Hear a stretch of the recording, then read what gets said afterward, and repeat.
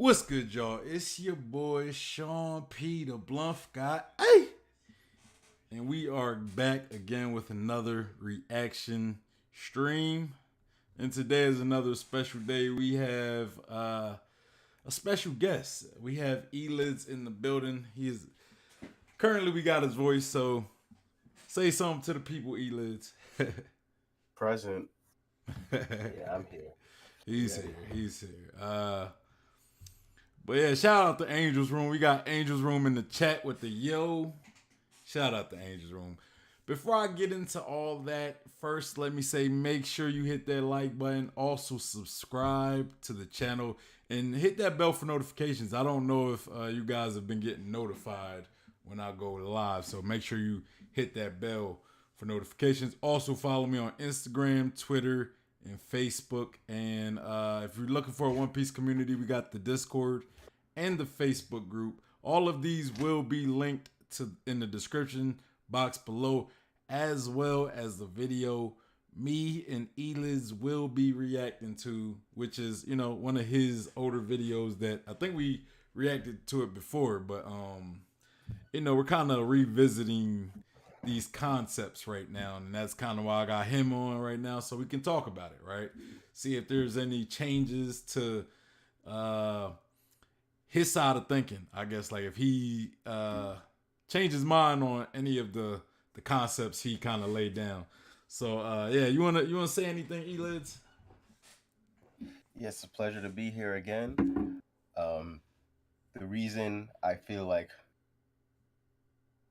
going in this territory once again is because I'm working on a huge theory that is basically the culmination of all these Understanding Haki videos I've made prior to it.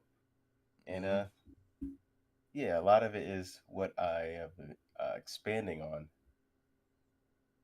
And we're going to look at the old theories and see how they've evolved over time. Yes, sir. All right, cool. All right, so yeah, you but before we get into that, hey, ELiDZ, you want to like kind of shout out any like your channel? I know people could go to your channel with the link that I posted of your video. Mm-hmm. So if y'all want to subscribe, definitely go subscribe. I definitely implore you guys to go subscribe to this channel. Great content, great information. Look at things from a very like deep level compared to like, you know, just most surface level theories. It's a lot of real world science and spirituality and, you know, and the things you talk about, you know. So yeah. Anyway, what else are you working on? And you want to shout any your social media out or anything? Just in YouTube is really where it's at for me. I do post to Reddit sometimes. It's usually just what I post to YouTube, but I would say not as great because YouTube is a visual medium as well as audio. So I can tell you my theory and then I can put so much on screen as well. Mm-hmm. Whereas Reddit, there's actually a cap to how many images you can post. So it's usually the best way to consume it is just check out my YouTube. As for the theories I'm working on, one of them is Luffy's awakening, which is super relevant now. Yeah. Which I foresaw. That's actually why I started working on it so fast. I mean, you did have the sun god theory. Like, yeah, you kind of you dropped the video way before we got that whole reveal about the whole sun god. I'm thinking that even that nightmare Luffy thing where it's like the spirits, you know, helping Luffy out. I still think now, even now, there's still a chance that that could happen. Oh, I'm with you. I'm with you on that.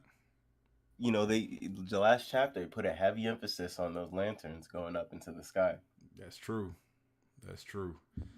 And Luffy, it's like, yeah, he got this new transformation, but Kaido still seems so confident. Mm-hmm. He's still schooling him now. Like, it's the fact that Kaido's still like, you got a lot to learn. It'd be one thing if he's like, I need to beat you, or, you know, the typical villain shtick when they're at the end of their ropes. But it's like, even now, he's still like treating him like he's a up and comer. Yeah, Yeah. So there could still be more than just Gear Fifth Sun God. Or we actually haven't got a. All it said is Gear Fifth for now. But anyway, that's just so.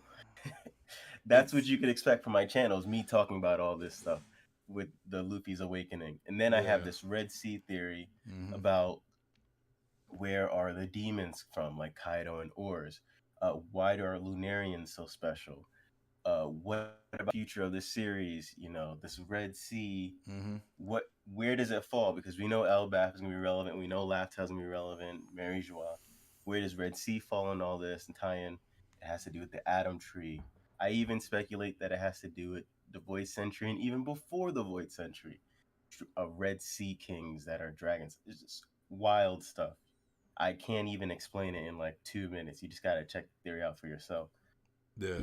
Yeah, definitely go to his channel and check those out. It's funny you said that about Kaido, about him still, because like if you watched the stream I did Sunday about the chapter, I pretty much talked about how I that was my favorite thing about that chapter was the fact that it showed Kaido wasn't necessarily like you know how in most shonen we get this new transformation and then all of a sudden the main character is just outclassing whoever his opponent is, you know. And I'm glad that we didn't get that. I'm glad that Kaido still showed like, look, I'm not out of this fight just because you got some new transformation with the Sun God and all that, or with Nika and everything. I'm still not out of this fight. Like it's still not over until it's over. So I definitely enjoyed that about that chapter, and I'm glad you pointed that out. And here's a segue. What did he say to Luffy in the face of this new Devil Fruit power? He's like, Devil Fruit power is great, but what really matters is Haki. Haki. And that's what my theory is really about, is that Devil Fruits are great, but it's Haki is really where it's at. Haki can get you the power of a Devil Fruit without the drawbacks of a Devil Fruit. That's what I believe.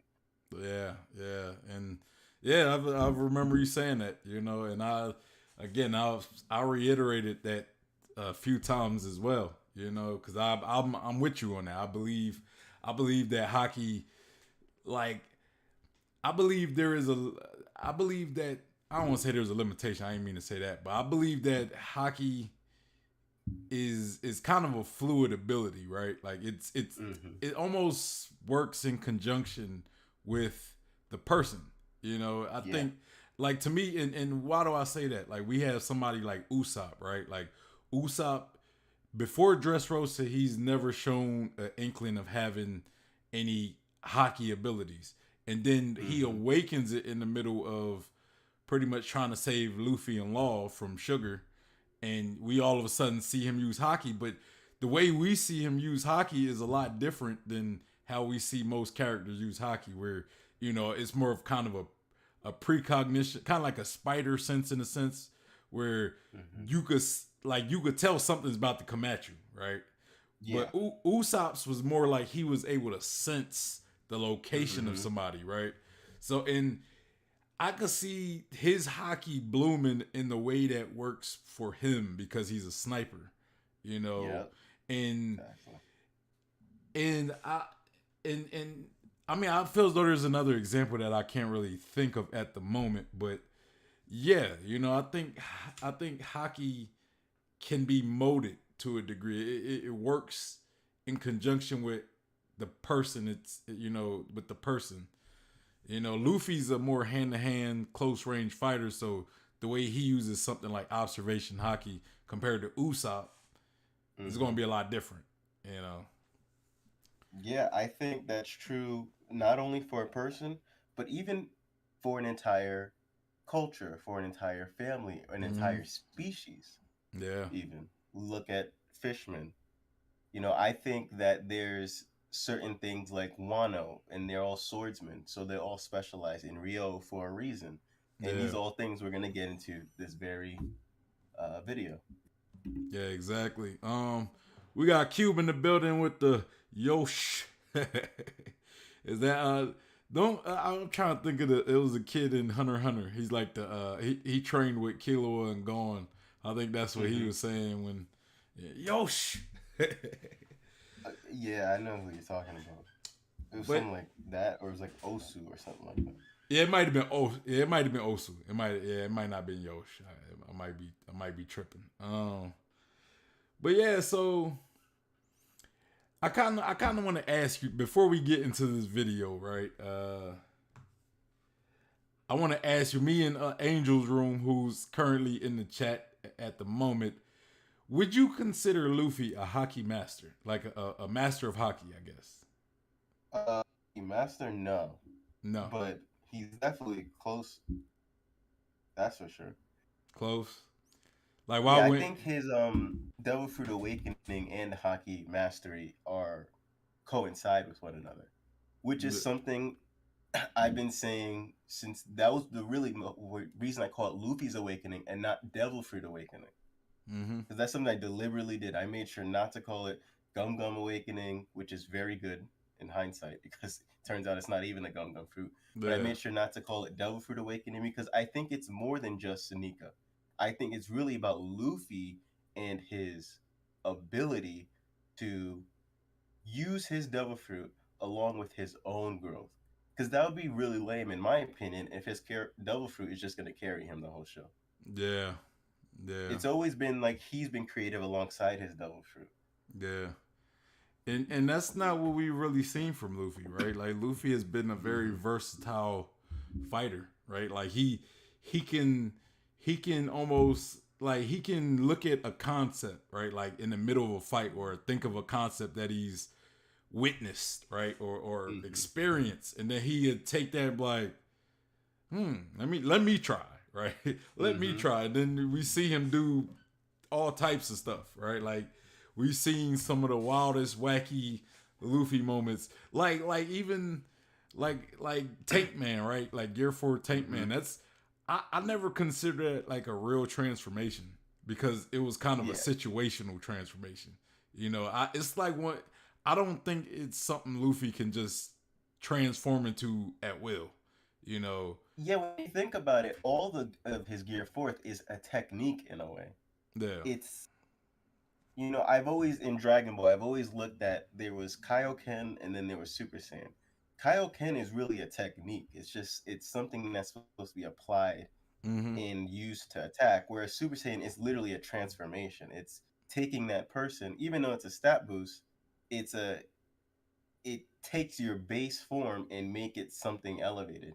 And that's how I kind of look at Gear 4th and Gear 5th now. Gear 4th is like a technique supposed to be applied. Gear 5th is now actually a transformation. Yeah, yeah. I kind of look at it as like I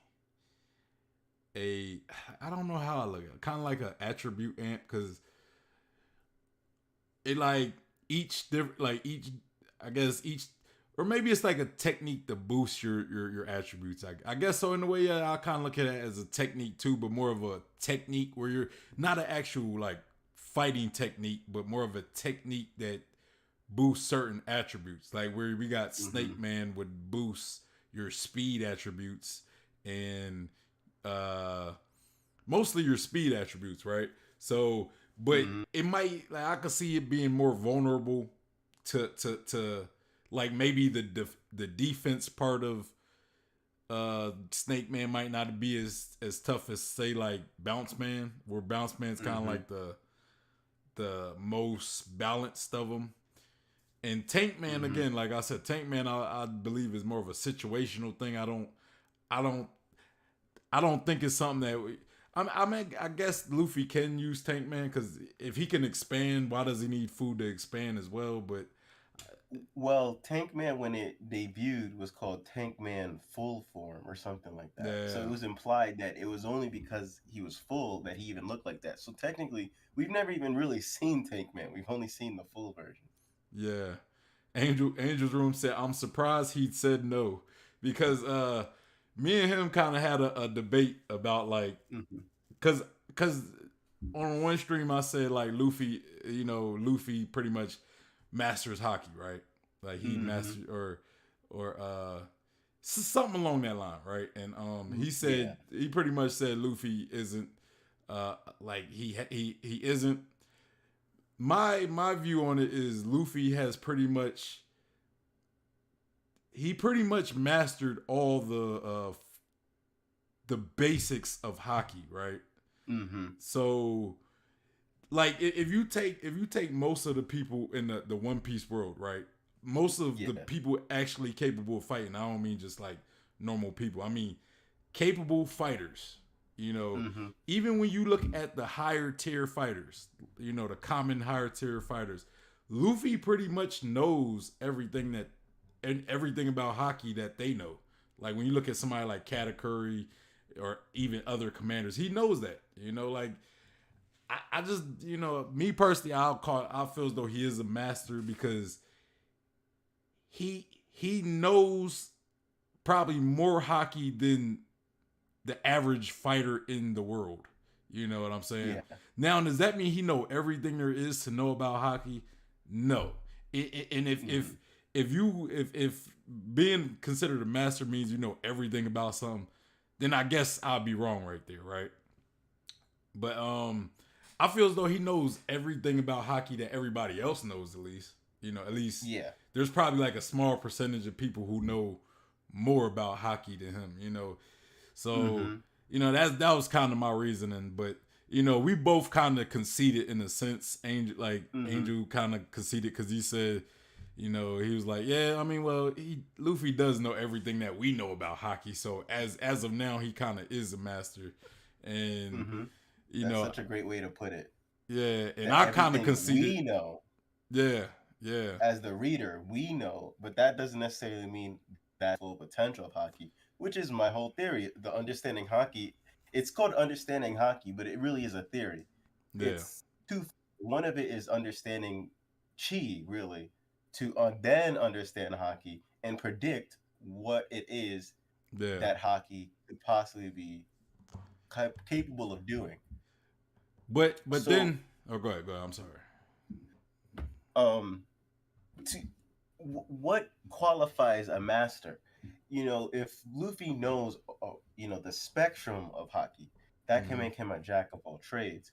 But is that enough to qualify him as a master? A real world example. I'll use an anime and a real world example of mastery.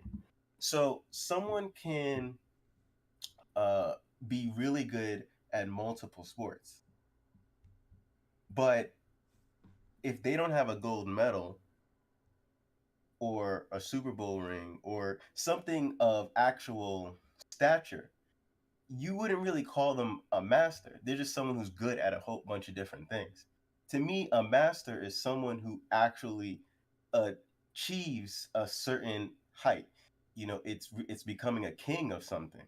You know, like you're not just really good at these things, but you've mastered something. You know, someone could be a master of things people don't really care about. Someone could be a master of knitting, that they're still a master. More so than someone who might be really good at track and field, might be good at swimming, might be good at golf, but has no notoriety, nothing to claim. Yeah. Well, part of our debate, you know, I you know, like I wanted to actually look up the definition of what a master was, right? Because you know, if we're using words, you got to take them for what their definition is, right? So, and here's where it kind of split us both to where it's like you could say either one of us was right, right? Now I'm gonna read the definition of what a master is, right? Now the noun, because there's, you know, you got the nouns, the adjectives, the verbs. So I'm gonna read the noun and the adjective.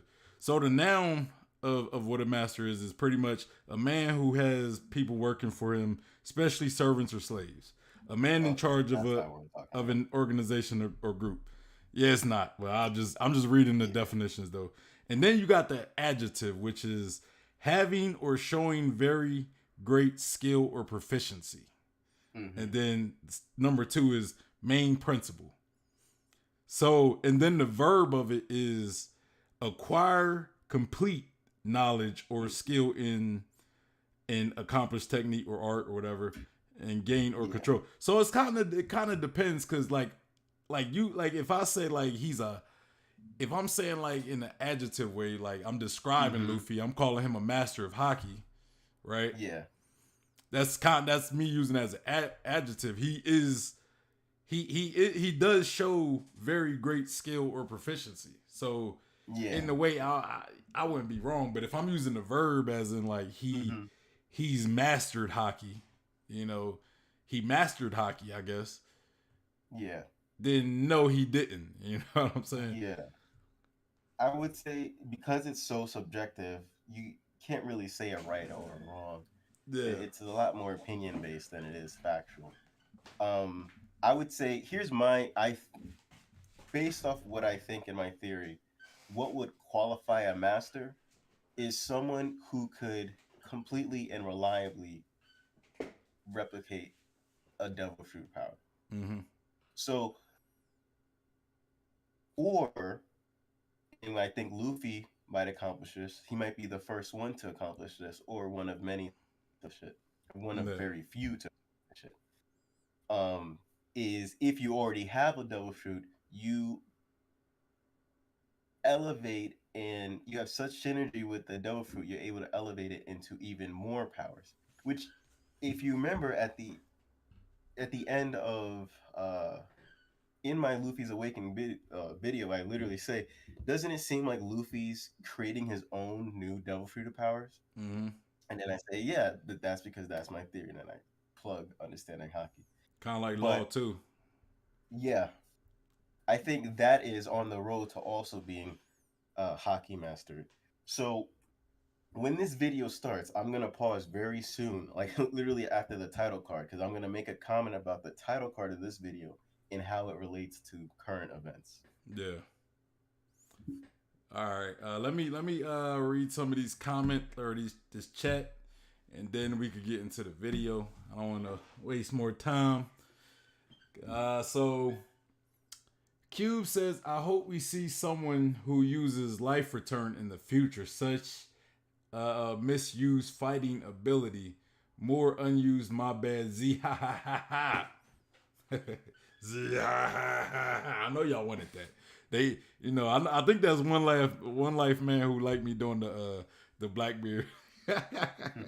And we also got one life man in the building. He says, I knew if Luffy ancestor is Joy Boy. And he says, sup, One Piecers. I mean, I don't know about all that, but you know, we don't have enough information on that. That's just could be. It could be. I don't know. It could be. But anything with like about the life return or anything? Oh yeah, I agree. It has the potential to be one of the most overpowered abilities in the show, without a doubt. In fact, I have another theory I'm working on. I forgot even that I was even working on it. It's like this theory about how Emu could be immortal. You know, how could he have attained immortality, or how could he have lived for over 100 years? First of all, we don't know if he's lived, or she or they have lived that long, but it's sort of speculation. So it's sort of like a theory built off speculation. Yeah. So I go into how Emu could have lived so long because they take the body of the most proficient Rokushiki user. Because if Emu is a spirit that takes physical vessels, Emu would want the most strongest physical vessel. And I think that's one of the reasons they put so much emphasis on training people in Rokushiki from the ground up rather than training them in general Haki. Because they don't want people as strong in just general Haki. They want people who are very strong physically so that they could get a strong physical body. Yeah. That's interesting. I never really thought about that. I kind of thought like with his immortality, like, you know, I kind of have my own headcanon. Kind of, I think it stems from a previous conversation we had where I pretty much said could have had more of a tragic backstory. You know, maybe him and Joy Boy, or even Nika, whichever one he was around. Probably Joy Boy. Maybe like what if Joy Boy had Law's devil fruit and sacrifice himself for or something.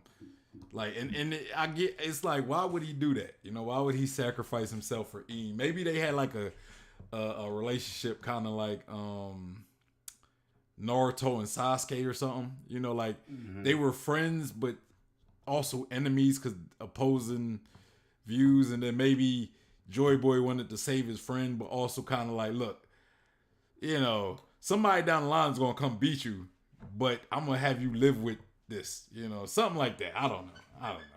That's my own headcanon though. Let me read these chats again real quick. Cube said, just think of a mink that uses life return with Electro. Basically Killua in Hunter x Hunter, not to mention in Sulong. And then he says, life return is basically the ultimate secondary martial art. And then Ace says, could be Beppo. We haven't seen his fighting style. Guess he's talking about like Beppo doing life return. Yeah, we already know Beppo's gonna save the day. That punch is not gonna land on Kaido. Luffy's gonna go down. Peckham's is gonna save the day. Oh yeah, okay, all of them. But all right, man, let's get into this video, y'all. Yeah. So today's video is a video we reacted to before. I think we reacted to this. I know I watched it, but I don't know if I reacted to it or if I just watched it. But the video is The Elements of Haki. Understanding Haki Part 2 One Piece Analysis and Theory by ELiDZ, our special guest today. Yeah. So hey, y'all make sure y'all go like this stream. Go like the stream, go to his video and go like the video. But you ready? Or you got anything to say before? Nope, I'm just gonna count down. All right, like you don't want to set the stage for the video.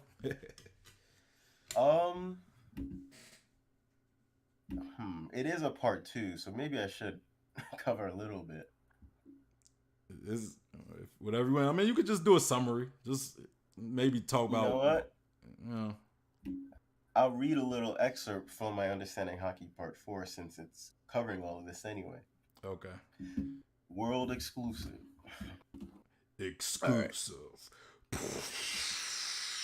So it's chapter 1B because this is so expansive. I literally have to make chapters and then sub-chapters. So it's called Chapter 1B, The Colors of Haki, aka the Frequencies of Oscillation. Don't you think it's odd that a man of science is the one presently that knows the most about devil fruits? I get that as a scientist, he's supposed to be very smart, but you'd think he'd be most known for technology, chemical, or biological advancement, which are all things he excels at. Yet somehow the most important thing he has to do with the story is explaining devil fruits, the most supernatural, spiritual, and reality-defying objects in the whole series. Typically, in these types of stories, it is a hermit or a divine being that will explain things of the nature like devil fruits. I think the reason he knows so much about devil fruits is because Dr. Vegapunk is based on the highest regarded scientist in the spiritual community, Nikola Tesla. Facts. All right, man, let's get into it. All right. 3, 2, 1.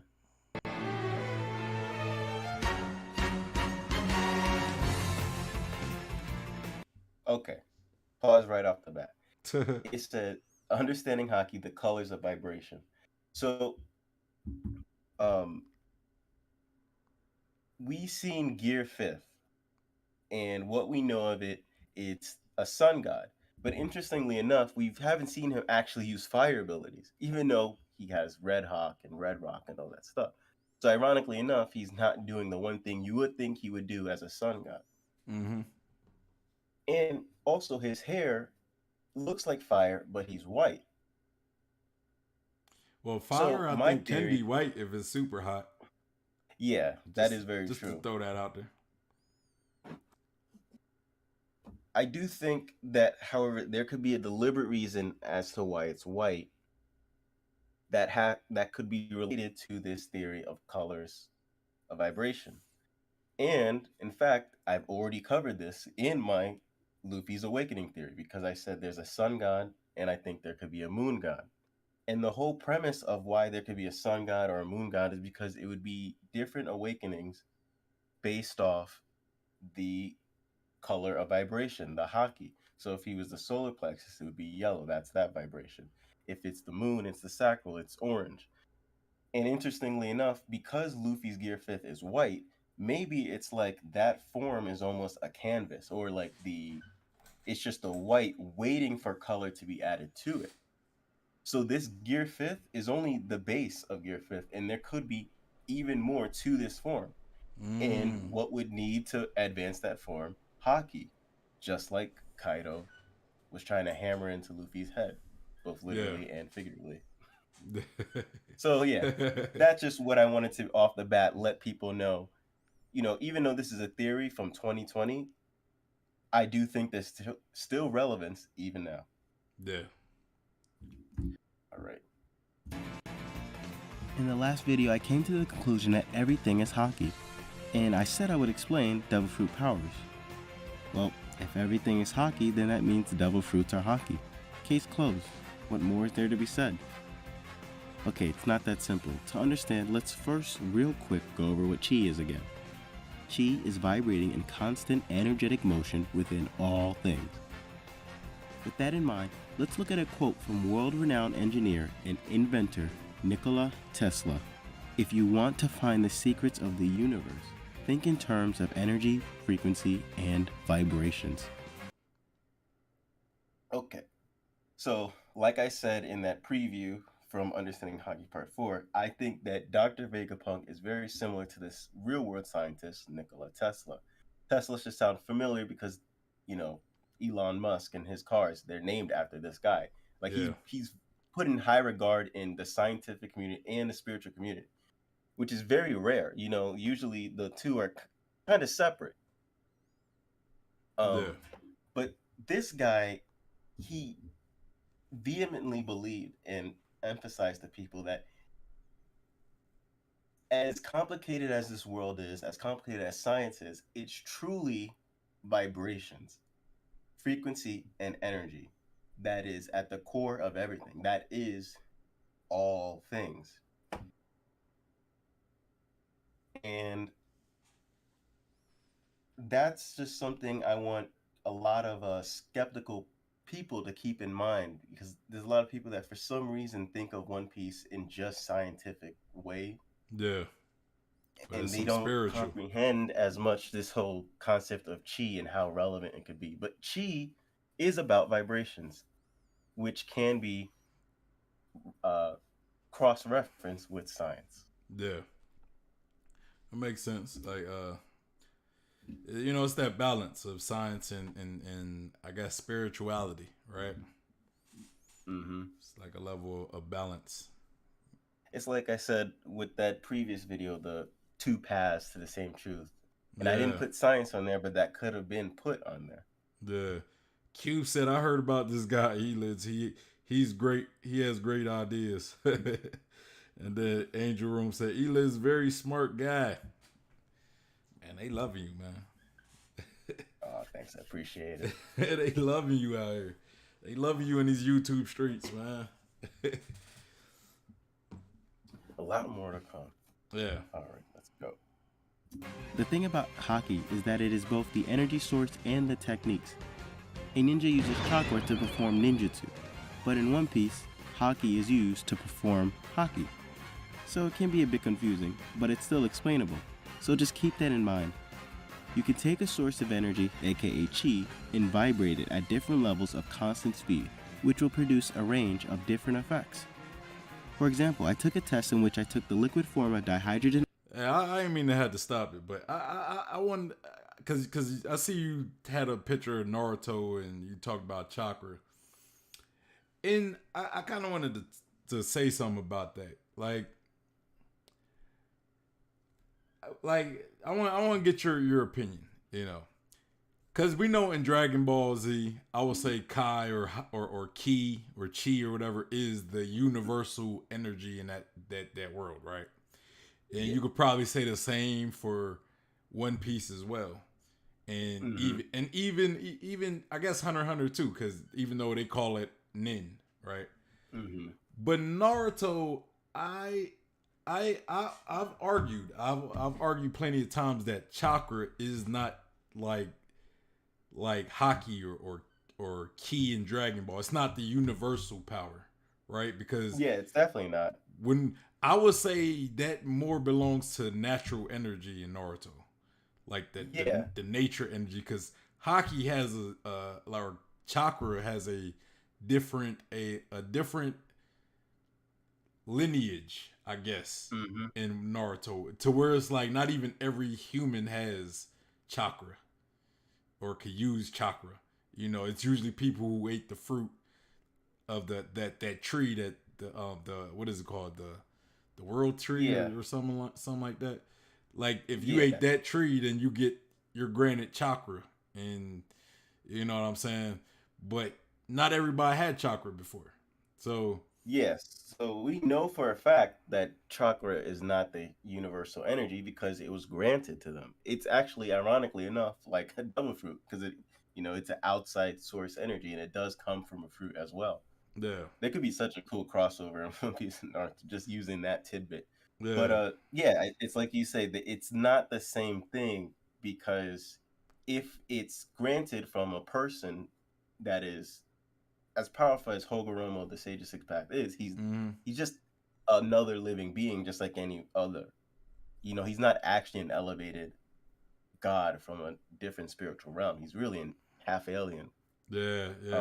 So that's definitely why it can't be universal, and the actual natural energy is more like chi. Yeah. Angel Room said, I'm outside and it's cold as F from the wind. He says, well, every human in Naruto has chakra, but they don't. It was explained. But that's true, but not true. It's like true before Hogoromo gave them all chakra. Yeah. But no, after. It's true after he gave them. But before that, they didn't have. Even the natural energy, they do refer to it as like a natural chakra. But you're referring to chakra in the sense of how we're introduced to it initially in Naruto, not what we learn later on.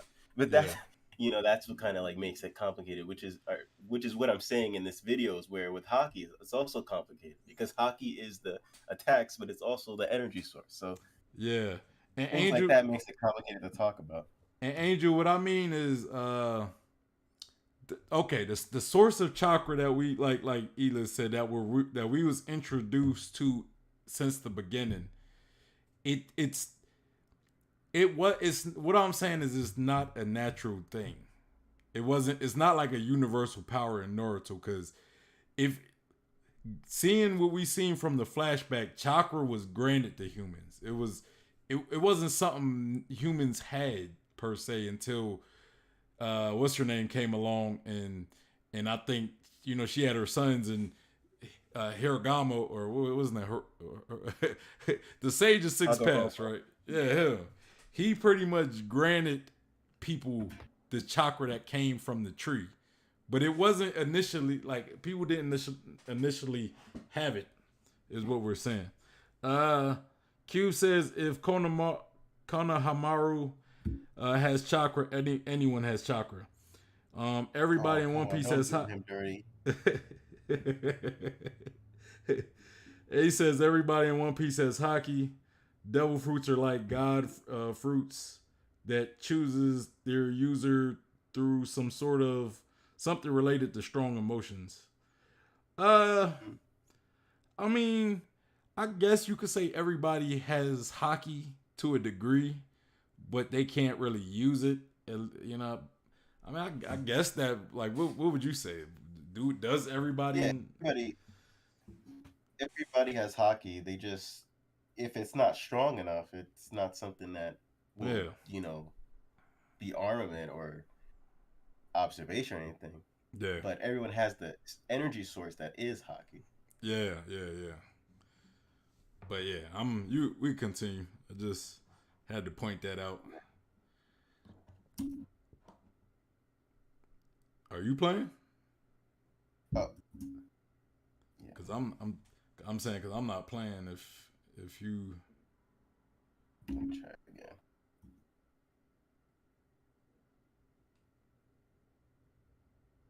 It must have, because we were idle for so long, it might be disconnected us. Okay. We'll just click the link again. All right, I'll let you do that. Cube says, I believe if it comes from Porcus the Ace, the dude ate the meta, but I agree. I think you're talking to Ace. Are you talking to Ace? I guess he's talking to Ace, but Ace says, "Do I need to You think I need to get back in the thing?" Yeah. All right. Let me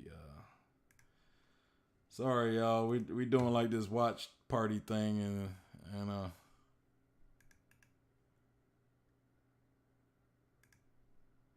Hold on. My bad. I was about to use a different link that wasn't the that link.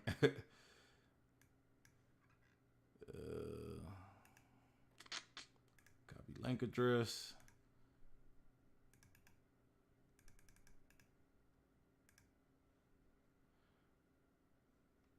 All right, I'm in. Form of dihydrogen oxide and caused its frequencies to raise, which resists to. All right, so I think we was at what 110. You ready? Yeah. Took a test in which I took the liquid form of dihydrogen oxide and caused its frequencies to raise, which resulted in it taking the form of gas. I've heard from my colleagues that the chemical compound will turn to solid if it vibrates slow enough. I've just checked my freezer and I can confirm that water does indeed turn to ice. Unfortunately, I've consumed the hydric acid and fear I will perish one day. Okay, enough stating the obvious. The point I'm trying to make in using water as an example is that there's 3 forms, which is the same for Haki. And just like my water example, I believe the 3 types of Haki abilities are the results of Haki, the energy source, being used at different levels of frequency. These frequencies will alter the user's mind, body, or soul. Was the motorcycle out there too loud? Somebody's riding, making a bunch of noise outside my house. I think it went back to the beginning. You still there? Yeah. I think that was me. It's not playing. It went back to the beginning for me. It said you left the party. Yeah, my computer just froze. I don't even remember where you were. It was Chrome. Sorry, y'all. Little technical difficulties. We gonna get that right back together. While we're getting that together, you say you're restarting your computer? No, it was Chrome, not my entire computer. Okay. Ace said Sabo coming to Wano, and One Life Man said, "Who is Garb's dad?" Y'all just asking some random questions. I will say this: Sabo is probably not coming to Wano. I don't know. I don't think he has a reason to go to Wano as of now. As far as who Garp's dad is, it already was confirmed that it's Kong, so you know. No.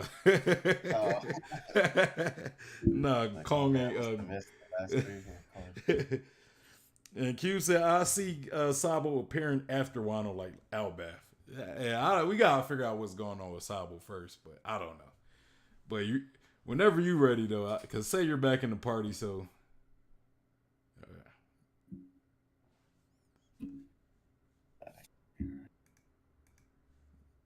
man, let me restart it again, cause I understand I ain't definitely on my end. I don't know what happened.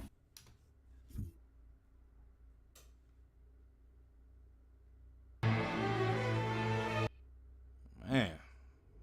This YouTube watch thing, man. You said there was a better thing for this?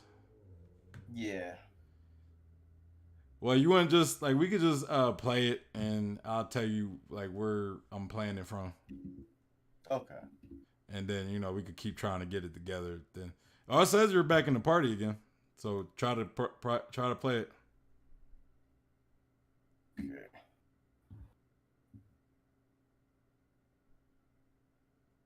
Did you play it?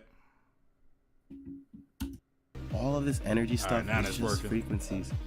And what is interesting about Hamon is that it's directly said that different frequencies will produce different effects. That's pretty much the same thing I'm talking about, but with Haki. The frequency the protagonists use the most is the yellow sun. It looks like a golden fire, which is like the solar plexus, which is associated with the color yellow, and it is fire. Speaking of yellow... Did it pause for you? Yeah, It keeps saying you're like, it keeps saying like you'll join the party and then like leave right after. It's weird. And why are we all the way at 25? I'm gonna go back because we was like way ahead. All right, I'm playing from. I'm gonna just tell you where I'm playing from. All right. Yeah. So right now I'm at 1 minute and 26 seconds. If you need me to go back a little bit more, let me know. We're talking about dihydrogen monoxide. That stuff is deadly. So I'm gonna play from there. You ready?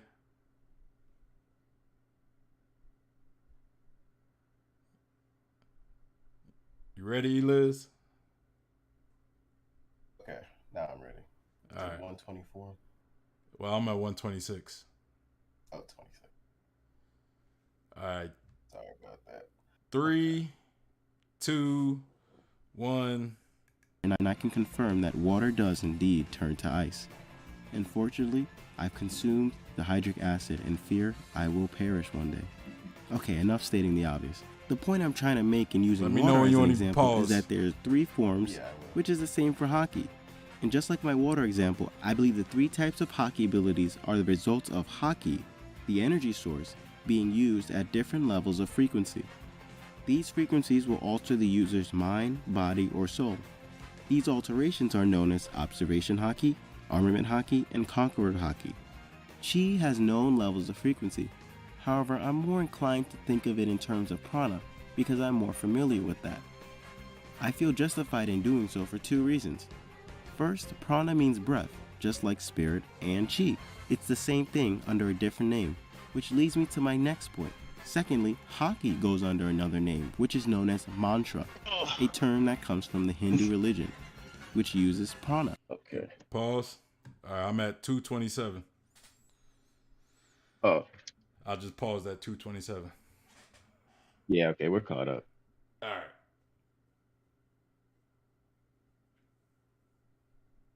So what's up? Cube said, I saw a video that said that shown Whiskey Peak shows links between Vivi and Sabo. And then Ace said, yes, Sabo saved Vivi. I saw that vid. Yeah, I don't know. But yeah, so what you want me to keep playing? Yeah. Okay. I'll let it finish talking about. All right, we had 227, so 3, 2, 1, go. In that system, the levels of frequencies would be known as chakra. I don't mean your chakra, Naruto. The real life chakra. Really, you ninjas should just be calling it prana, but whatever suits you. Now please, leave. Oh, poor Thank Naruto. You. Disclaimer, to say that all we are is prana and chakra is grossly oversimplifying it, but I just need to explain enough to get my point across in this video. Energy is everywhere, and in everything, there's energy. We have centers in our body that are conductors for this energy. These energy centers are called chakras. Through these chakras, we take in and send out energetic vibrations on many different levels, such as body, mind, heart, and soul. Each chakra has a different color associating with it, and each color has a different vibration. Now what we're going to do is figure out which type of Haki is associated with which frequency. The first 3, which are root, sacral, and solar plexus, are associated with the physical. That should give you a hint of which type of Haki this would be. Armament. Okay, you can pause. The root chakra. Yeah, I was right. All right, I paused at 338. Okay. So the whole concept of chi and prana is that they're just one and the same.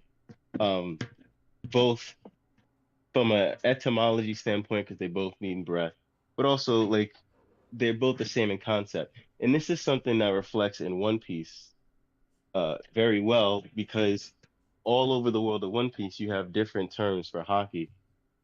And I think that's very deliberate on Oda's part, because he wants to show you that this is something that is considered primordial. It's something that predates, you know, human understanding. It's Mm-hmm. just that these are different ways of different cultures across the world comprehending something that's already there. So it's Yeah. not like they're discovering something new. Or it's not like they're inventing, Mm-hmm. I should say. It really is more like they're discovering or uncovering or comprehending these things. Yeah. Yeah, like the people, right? Like the different Hmm. civilizations that start, you know. Yeah, and it's kind of like that, you know, and they probably all discuss. I would think that they probably all learn it a different way, so they, you know, may use it a different way, you know. I I guess, you know, like because they might see like, oh, it works like this, even though they might not fully understand the full scope of it. So they might just use it in the limiting factor, like something along like kind of like Scott Pier, right? They had mantra, you know, Hmm. that was their hockey, their observation hockey at least. But you know, we didn't see if they was aware of armament hockey, you know. So maybe they never really learned the existence of armament hockey. Yeah. You know, at least is what we seen. You know, we didn't see any sky pins with armament. So, uh, with each of these examples of a chakra on the title screen, I try to use someone that or something that's happening in relation to the chakra I'm about to talk about. Mm-hmm. So on the screen we have Pika. The reason I chose Pika is because Pika has full body armament hardening, Mm-hmm. covered in black. Yeah. And the thing about Pika is not only is he showing that, root chakra related hockey that I speculate, but he also has the devil fruit literally based off the earth. Yeah. Now, Yeah. is that a coincidence, or is that showing that there is a relation between the devil fruit user and the devil fruit itself? Is the devil fruit choosing someone who's already uh, compatible with their fruit? That could be something. Is the devil fruit influencing its devil fruit user? Yeah. That could also be another So thing. maybe the devil fruit influenced Pika to be more adept to armament hockey. Is what you're saying? Yeah. Mm. I mean that makes sense. You know, especially it being more of a physical devil fruit, right? It being a very earthly based devil fruit, and how you kind of talk about, you know, um, the root, or you kind of compare earth with root, with like the root, right? Or with like Yeah. not root, but I mean I guess root, because when you think of roots, like, you know, like tree roots or plant Hmm. roots, you think of earth, right? So Yeah. That's the namesake. yeah, you know, and it's, you know, I was kind of thinking Avatar, right, a little bit.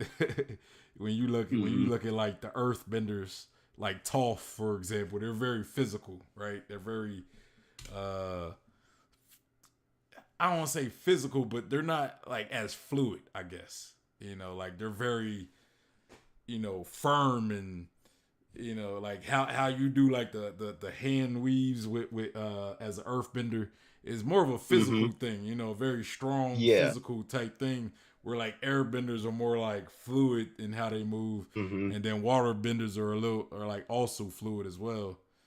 Yep. Even fire bender, they're all pretty fluid, other than the earth benders. Yeah. But even among the other three, they're kind of fluid in different ways as well. But I don't know why I'm talking about Avatar. Hello. I think I reference Avatar at one point or another in Yeah, these yeah. theories because there is that striking resemblance in a way. And you know, well, Avatar is literally it's also involves the chakras. Mm-hmm. Yeah, it does. It definitely does. You know.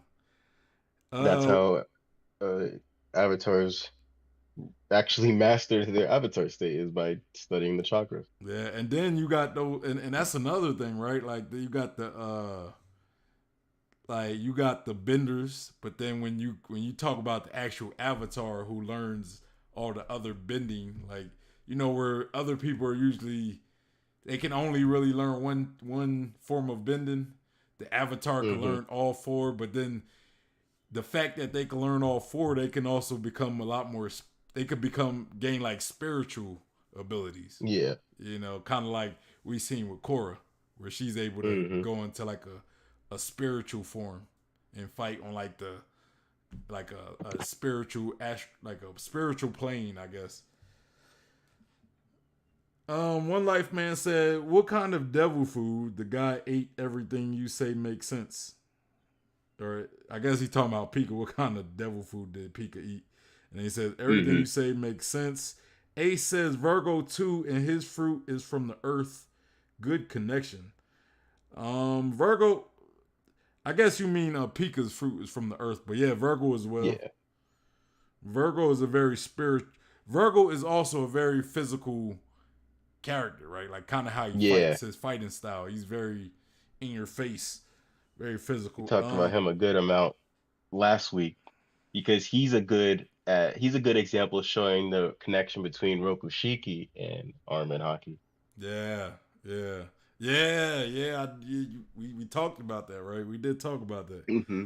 Uh, And when I think of how a person develops their hockey, I think on some level it could be environment, but it could also be a personality.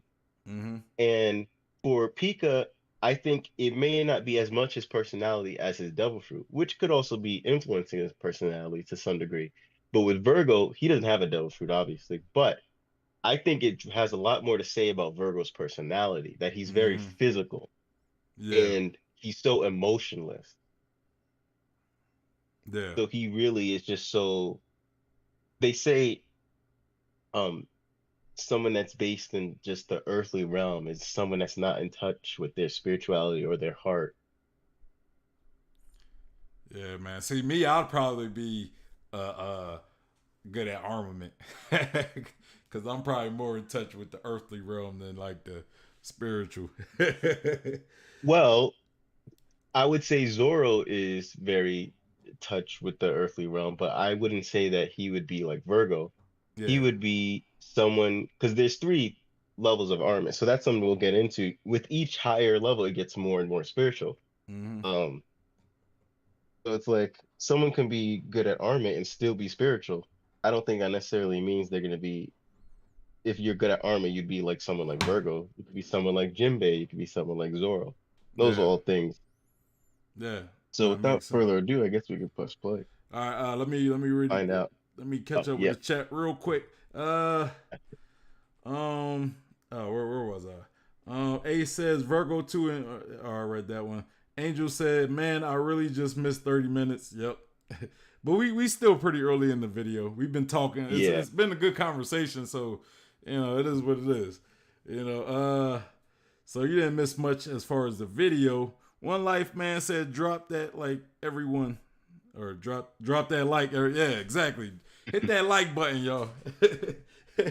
Appreciate that's why I gotta have One Life Man in the chat because he Yes. always Thank you making to everyone sure that's here. that everybody dropping those likes. Hey, y'all drop those likes.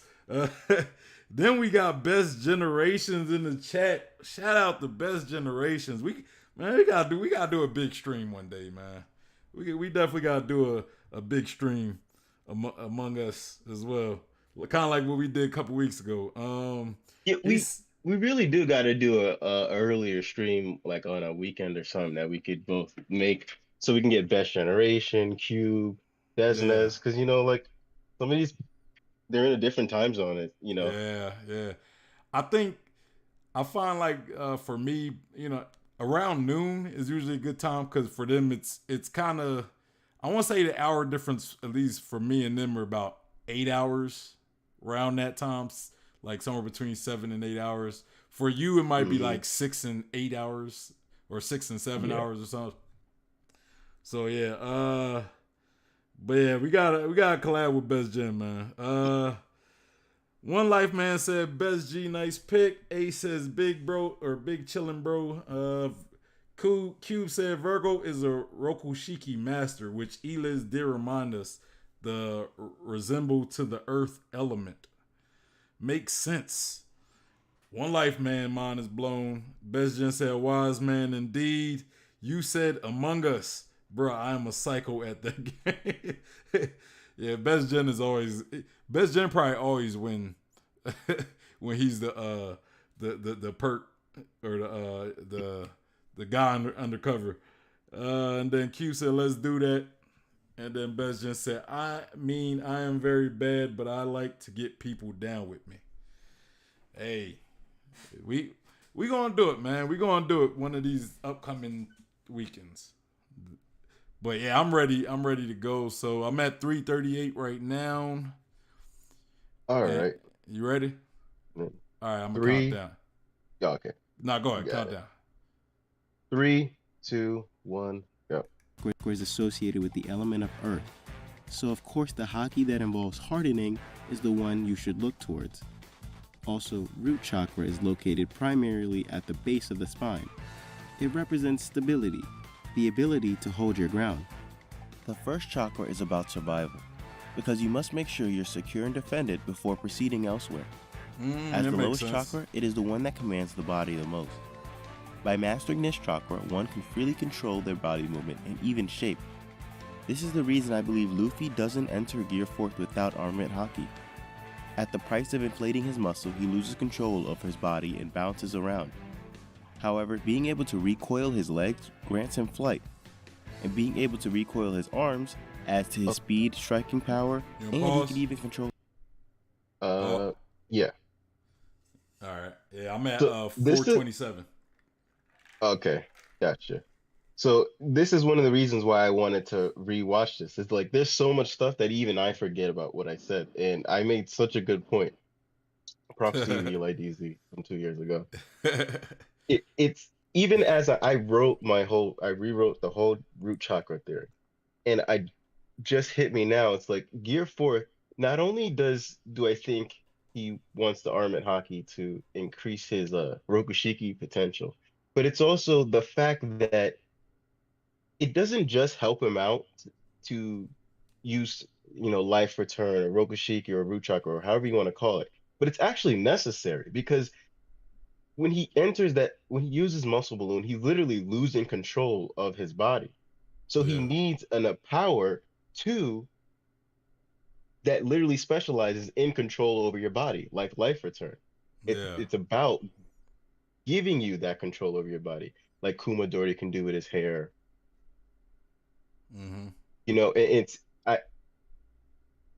I referenced this in literally just a picture, an image in the Rokushiki video. I actually didn't even talk about it. It was just an image where it shows that Rob Lucci mocks Luffy after leaving Gear 3rd, and he turns into his chibi form. And he mocks Luffy about how he doesn't have great control over his body. And as he's mocking him, he actually uses a life return technique that allows him to slim down. So, that could almost have been like maybe Luffy actually took that to heart and thought to himself, like, man, I need an ability that could give me better control over my body.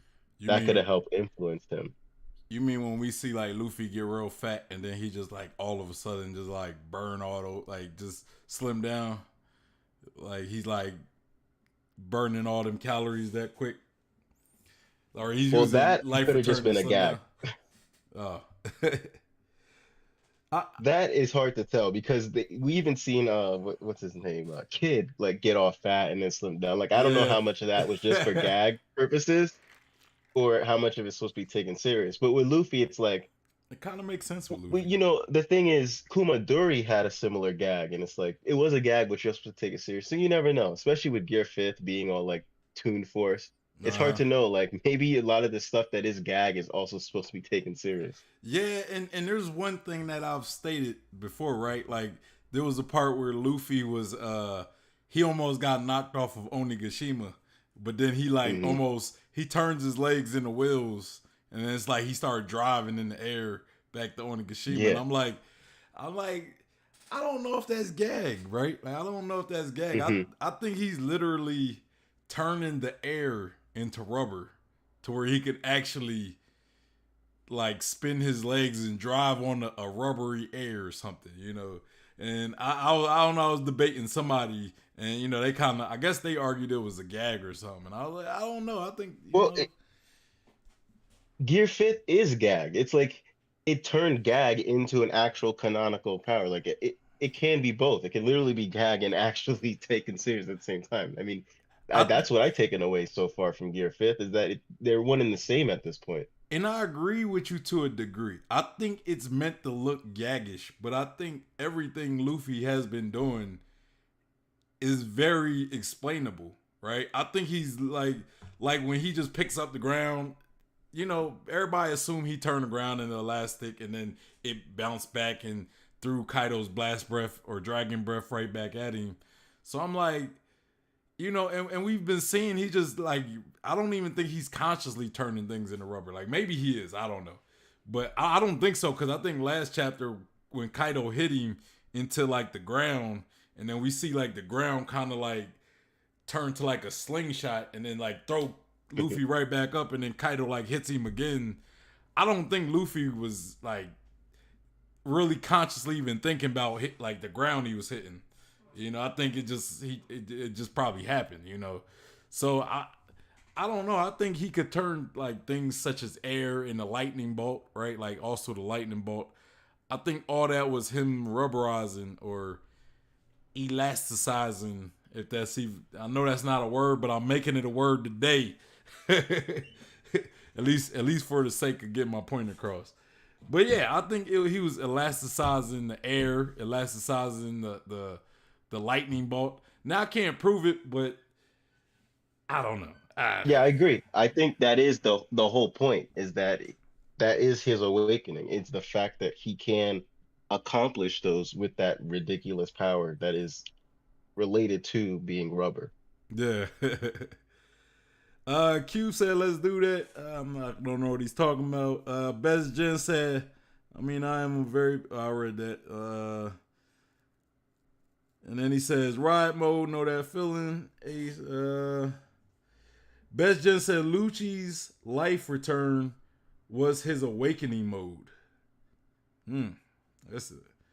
What you think? That his awakening mode is related to life return, or Um, you have anything could for? life return be related to awakening mode? I do think that that's possibility. I did actually back all the way back when we were talking about how it is Luffy could make his arm bend back when Kaido made that comment that made everybody think that maybe Luffy wasn't actually rubber. Mm-hmm. My whole thing was that maybe Luffy was using Life Return initially, and it kind of subconsciously taught him how to use Awakening because Life Return is about being able to control your body, and Awakening seemingly allows you to almost control your environment. So through that training of Haki, it affected his Devil Fruit as well, which was kind of the point I made earlier, where I said I think Luffy's awakening, his Devil Fruit awakening, is in correlates with his Haki I wanted, I training want, as well. I want to ask you something, because that kind of like what Best Jen brought up and what you just said kind of made me think. You would say life return has something to do with Haki, since since it's part of like Yeah, it's a Rokushiki technique, right? So it's like it's related to armament Haki. I think it's the other way around. I think life return is really the basis of Oh, Rokushiki. You so it's need not life like, return to even accomplish the things in Rokushiki. but it is related to Haki though. Like it is Haki, a Haki technique. Would you say? Yeah, I think that's like life return is this whole root chakra thing. When it's the potential of it. I think the base of this is just the ability to make yourself harder. But if I'm you really practice, you could learn life return and actually be able to have immense control over your body. The I don't reason want to why, call it advanced because I yeah, don't want that to confuse with advanced arm and hockey, which a lot of people attribute to Ryo. So I try to choose my words wisely, not to confuse anybody. I got you. The reason why I asked that, right? Like, cause we talk about like how hockey can be the basis of creating devil fruit abilities, right? And Mm-hmm. we know life return gives you, it grants you control over like one's body, right? Mm-hmm. And that kind of, to me, that kind of really relates and feeds into this idea that maybe zone users, like zone devil fruit users, have a level, like maybe zone devil fruits give its users kind of a cheat code to life return, because when you look at zone users, what do, right? They transform into an Mm-hmm. animal. You need some level of control over one's body in order to transform, you know. Yeah. So in a way, zone, you, it's kind of like a it comes with it, is what I'm saying. It comes with life return because you're controlling your body. We seen Kaku, right? Who in his giraffe form, he was able to do certain things like fold his body and everything. And but he also knew Rokushiki, so he probably already knew life return as well. Mm-hmm. But you could probably say Queen, how Queen was able to shoot his neck out and then control his neck Mm-hmm. while it's not even attached to his body. You know, So with Queen, I believe that's more science. But here's the thing yeah, that's about it. true. Like I say, the paths of truth.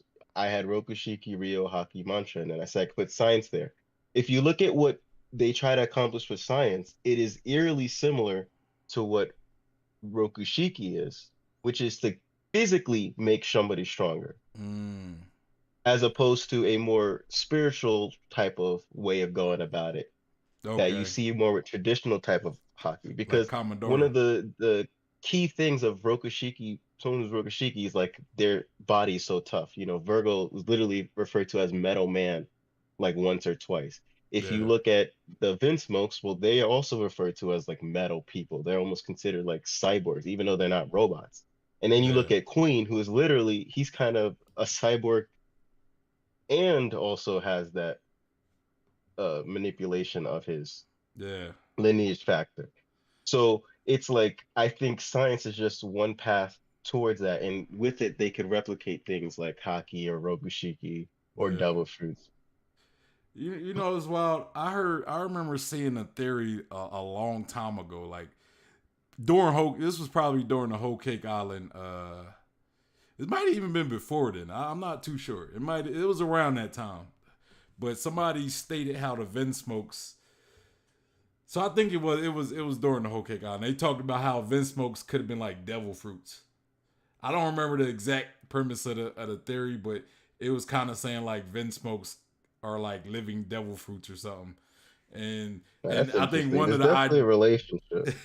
I remember like one of the reasons was like the swirly eyebrows and why, like, because I think somebody even started. I think the reason, I guess this was before Whole Cake Island, because I think they were just talking about Sanji and his lineage. Like maybe Sanji was like experimented on through a devil. Like, I don't know. Like, I can't remember the theory, but yeah. So, but it's like now looking back at that theory, it kind of makes a lot more sense. I forgot who made it though, so I couldn't tell you. Yeah, there's definitely a relation there, especially involving the swirls. Do I think that they are literally living devil fruits? No. Yeah. I think they're just Maybe they had science like attempt at trying to almost cheat in a way like the devil fruits cheat. exactly.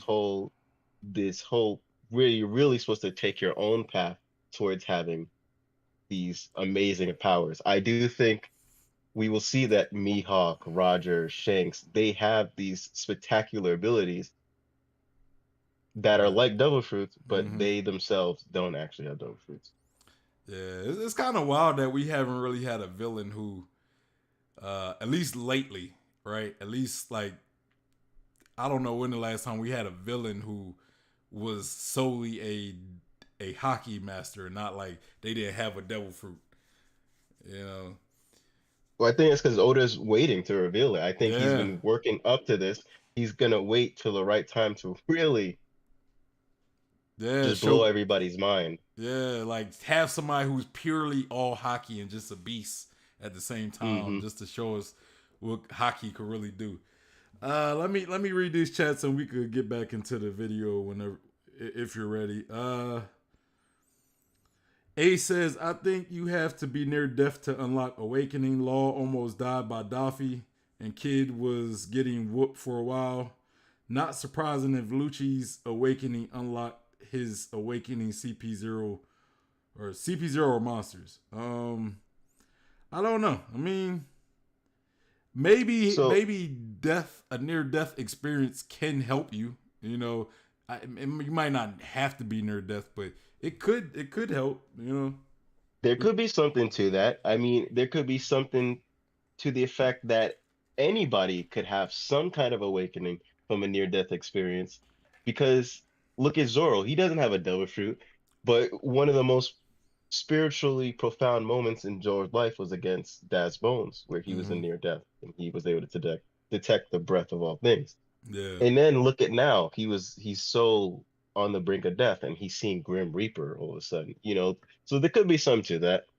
Yeah, yeah. I don't think it would be the only way. Yeah, I don't think it's the only way. And that's where I disagree with it. But I do think there is something to it. Like, just looking at Luffy, right? Like, it took for Luffy to be near death for us to see what we're seeing right now. And but I don't know if that applies to everybody, you know. Yeah. Luffy has had plenty of near-death moments. Exactly, right? I think his hockey is playing a big role as well. That's true. It could be also a hockey thing, like you said. It could be like a mixture of, like, maybe you need some level of mastery with hockey to be able to awaken devil fruits, you know, because I think every awakening user that we've seen like really fight, I don't mean like the jailers and Imple down, because I think that could be a whole different situation. But like when you look at Doflamingo and Katakuri, they were pretty proficient in hockey as well, you know. Katakuri probably more so, but still. Best Generation said, good take on Luffy being able to grab air. That's just, to me, I don't think that he, you know, like, I don't think running on air is, I think there had to be an explanation to that. That's why I believe that. You know, he also didn't Kaido reveal. That's the way to think. Yeah. He said, didn't Kaido reveal 2 chapters ago what awakening is, or one chapter ago? I have to read. I don't think he ever gave a definitive answer. Yeah. I don't think he revealed much more than we already know. Yeah. And he said nuanced subject. It is nuance. It's nuance. A says, oh yeah, the mind, body, and soul, but dying could be the spiritual trigger. I could see, like, maybe if you're not that much of a spiritual person, right? Like, let's say somebody like Pika or Virgo, like maybe death would, well, more so Pika, because Virgo doesn't have a devil fruit, but maybe with somebody like Pika, you know, since he's not as spiritual, maybe coming close to death would actually help somebody like him, you know, versus somebody who's more of a spiritual person. Like I think you might have to have some balance of physicality and spiritualism in order to possibly awaken devil fruits. And if you're just on one side, then, you know, especially if you're on the physical side, at least, you might need like death could help you. But I don't know. I don't really know. What you think about, you know, still on the subject of the death? Yeah, I mean, pretty much the same thing I said earlier. It's just I don't think it's specific to devil fruit. Mm-hmm. I think anybody could have some kind of spiritual awakening. Yeah. All right. And lastly, Best Generation said, good take, ELiDZ spitting. Would jump in so much to say but don't want to derail this. All right, but you ready to continue, or you got All anything right, yeah, else? 427. 427. Okay. All right. 3, 2, 1, go. His arm after it has been extended. The last thing I want to mention is the ability to make weapons harder with armament haki. I bring this up because we are told that Ryuma's blade Shisui is permanently black due to armament. Wouldn't that mean it can be used to hurt Logia users 24/7? It would seem so, and a possible plot hole or retcon if that were to be the case. However, notice in my description of Root in relation to armament, I never talked about how it would affect Devil Fruit users. Let's talk about Zoro and Tashigi versus Monet.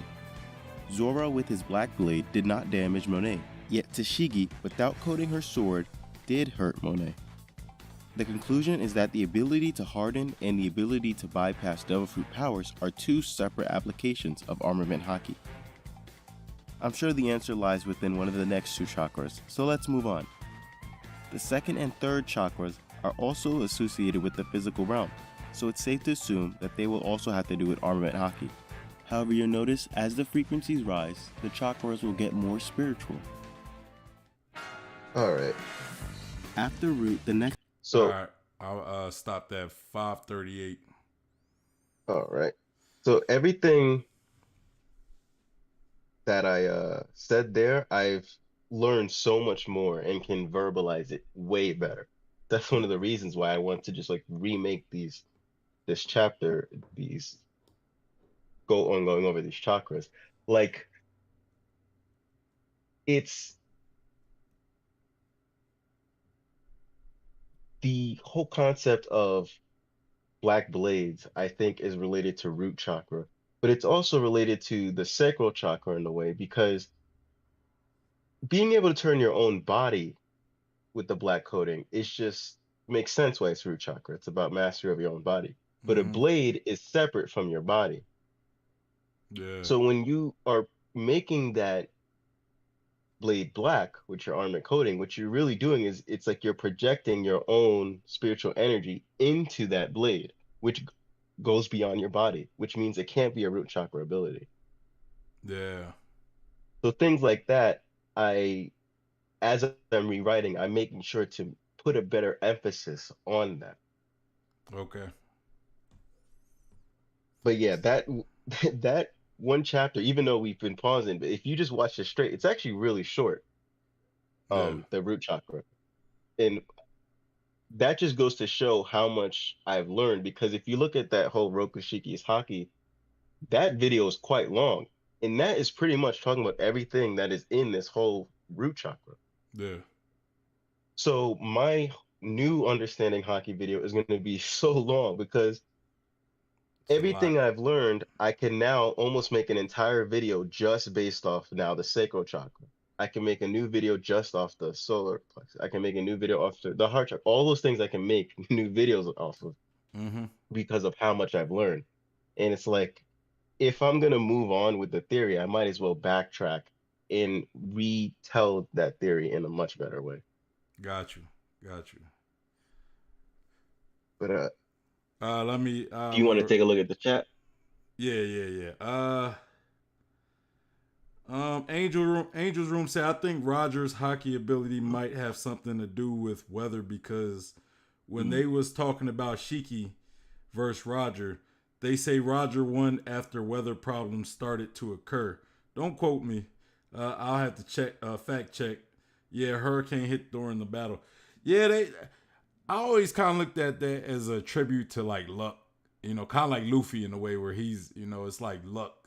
But it wouldn't be. I wouldn't be shocked if luck became like a hockey ability, like if luck had to do with hockey as well. But I think that's what they kind of explained, that he was like lucky or something.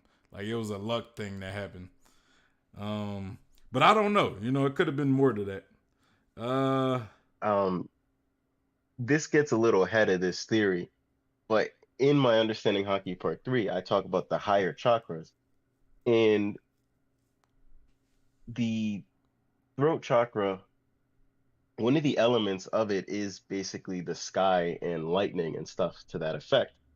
So then I speculate that lightning is a Haki ability, I think more attributed to Conqueror's Haki, but can manifest its way in other Haki abilities. And one of the things I specifically referenced, without much evidence to make anything of it, but I still thought it's something worth putting in the video. And it's the fact that when Luffy was saved in Logtown from being beheaded by Buggy, it was lightning that saved him.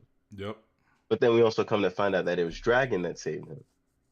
And it possibly could be one and the same. And it was Dragon that actually caused that lightning to come down.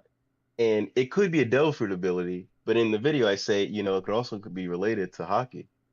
And there could be a relationship between Haki and lightning. And what do we see Luffy doing now in the current fight? He's like using lightning to help him fight.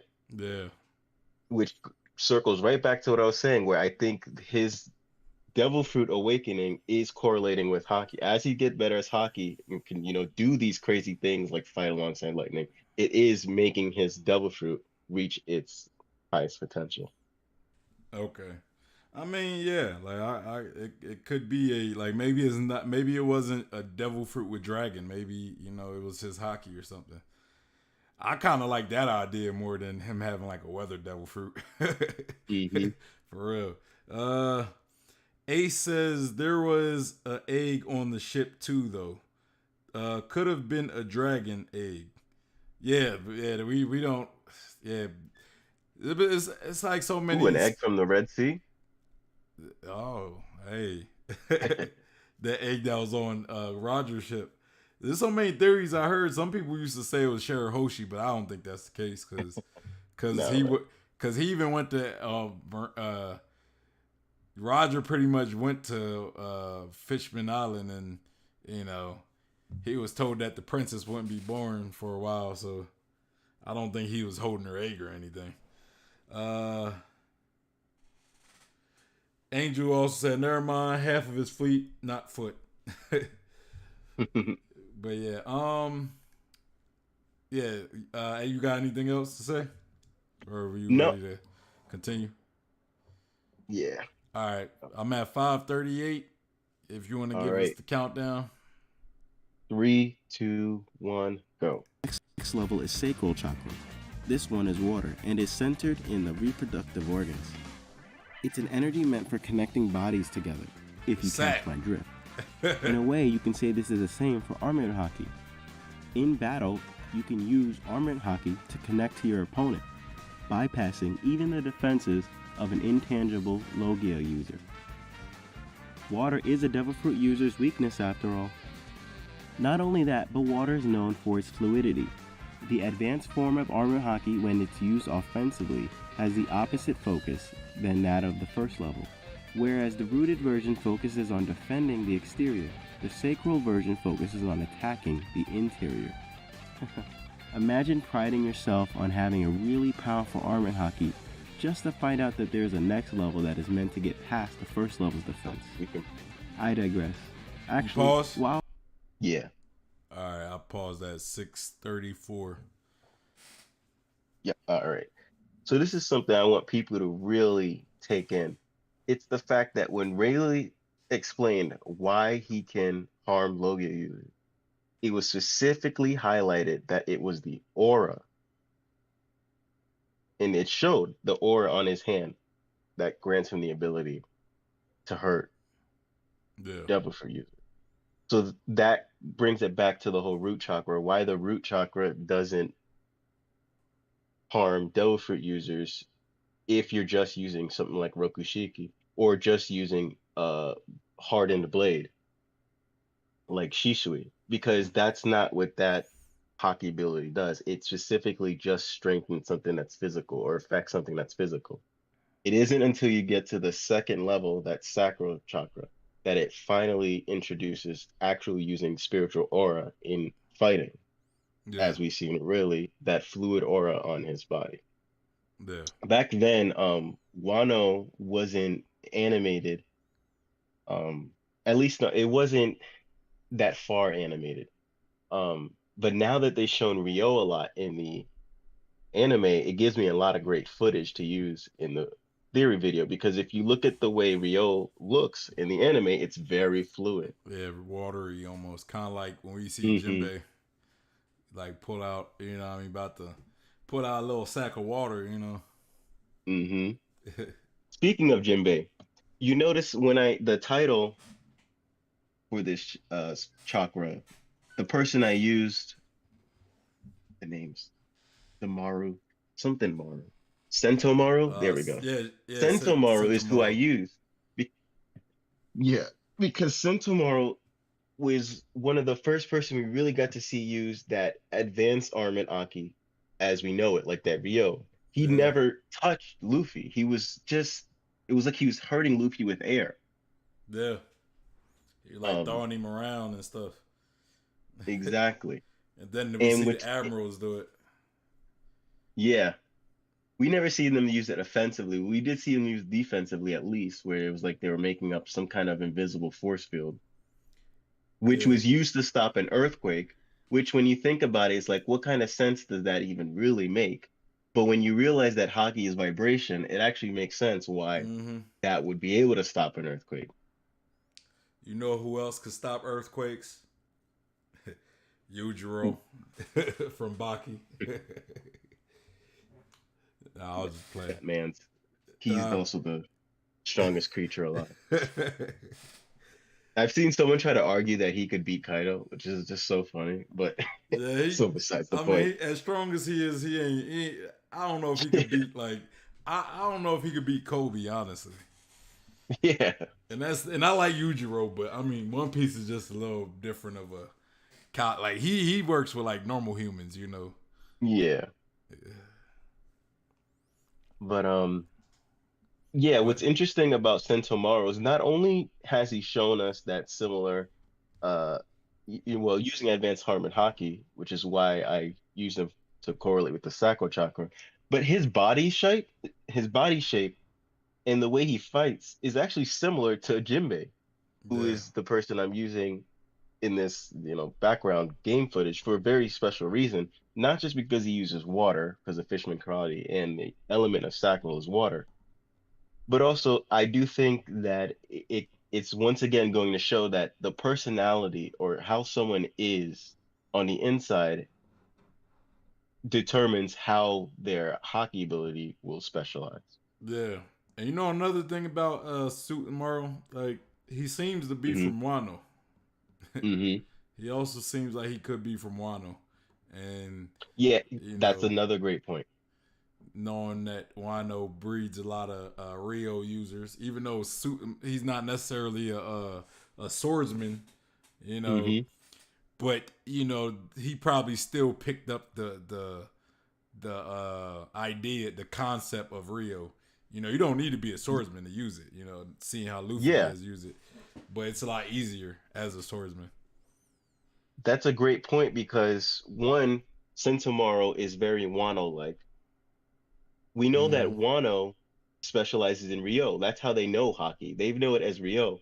When Luffy used Conqueror's hockey in front of Ashura Doji, he didn't Yep. say, "Oh, he's using Ryo." He said, "Oh, he's using the same trick as Odin." He didn't even call it by any name. He just called it a trick. Yeah. That just goes to show how limited their understanding of it is compared to the outside world understands hockey.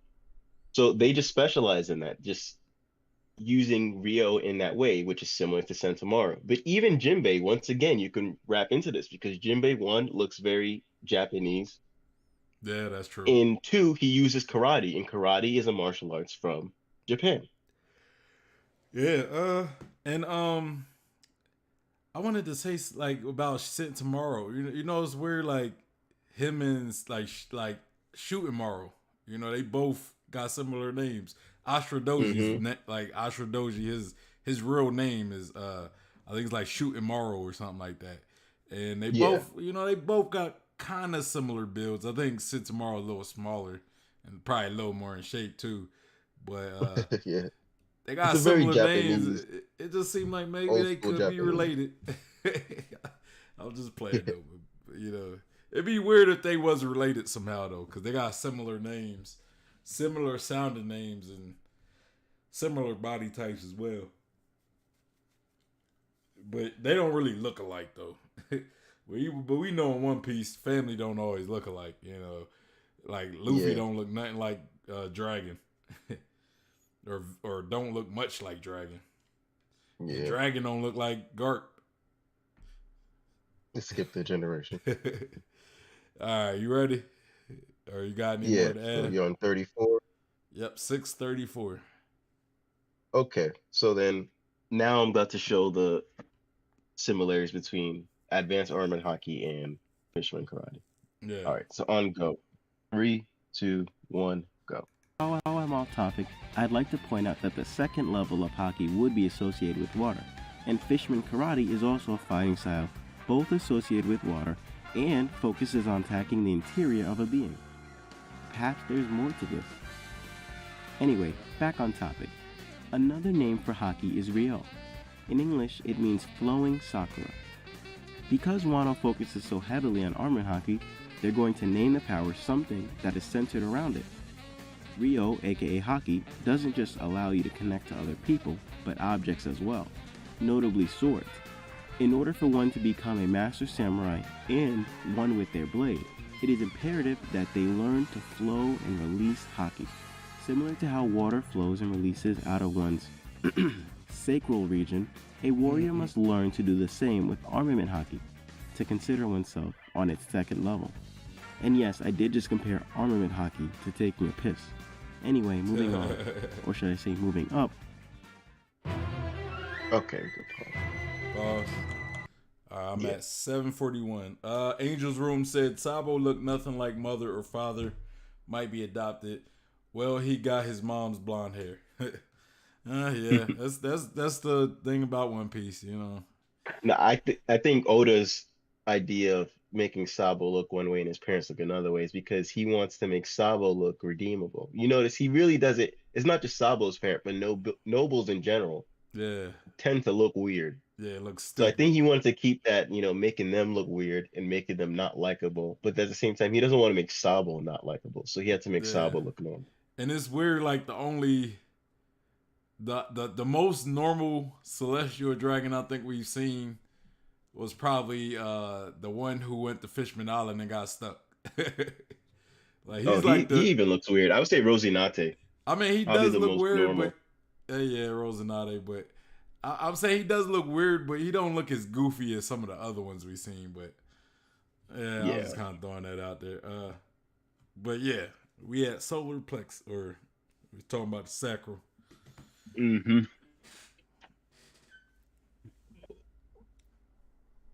Wait, I'm just trying to think.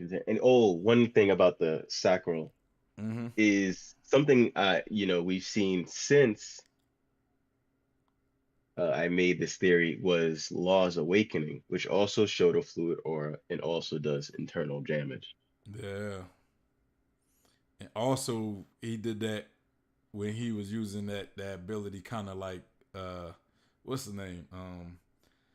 Doflamingo's brother. Mm-hmm. Yeah. But go ahead. He did kind of coat it, like he coated his sword with that sacral looking aura. Yeah. Very, very reminiscent. Okay. So now we'll move on to the third level of armament. Now, this is really much more in theory territory because it hasn't been revealed that there is an armament Haki level beyond what we've seen with the advanced, or what we call Ryo. But since then, I feel like it's become more and more prevalent. We've been seeing more and more fire techniques. I mean, just look at King. Mm-hmm. So, without further ado, on go. 3, 2, 1, go. Solar plexus, associated with fire, and it is the center for your willpower. Only the strongest of warriors with the most guts can master this level of armament Haki. First off, willpower is what Haki is the manifestation of. Let's once again go back to what Haki is translated as. Spirit. As I said earlier, it's tricky to explain Haki because it defines both a phenomenon and... I paused at 8:05. Let's go 8:05. I just noticed something. You know, like I guess you kind of put 2 and 2 together. You said the solar plexus, right, has a lot to do with fire and everything. I just noticed how like solar plexus has solar in the name. Yep. Right? And when we think of solar, we think of the sun, like kind of like the lunarians and the solarians or the solar. We look at the sun, and it's wild how you got the solar plexus, which is the sun is kind of the middle of the solar system, right? And you know, the solar plexus is kind of like that core, right? It's like in the middle, and it has something to do with fire as well. So it just kind of stuck out to me that I just kind of got that. Like I just got that. Yeah. That's one of the pieces of evidence I used in saying like why Luffy would become a sun man. Yeah. It's like there's the solar Makes sense. plexus and yeah. Makes sense. Angel's Room say, yeah, I think in SBS he says he make them look like that because he disliked them. Talking about the celestial dragons and all the other nobles, unlikable nobles. And what's the name? The one Sabo's brother as well. He looks stupid. And he's young. Yeah. And he also said, I wonder how much the past user of the OP No Mi loved the person he gave immortality to. I don't know. You know, that kind of bring me to my point about Emu earlier when I said maybe somebody gave Emu that, you know what I mean, through the OP. Could have been Joy Boy, but you know, it's a little fan canon. But yeah, that's all I got. I just wanted to say that. All right. On go. 3, 2, 1, go. And a source. The same applies to the word spirit.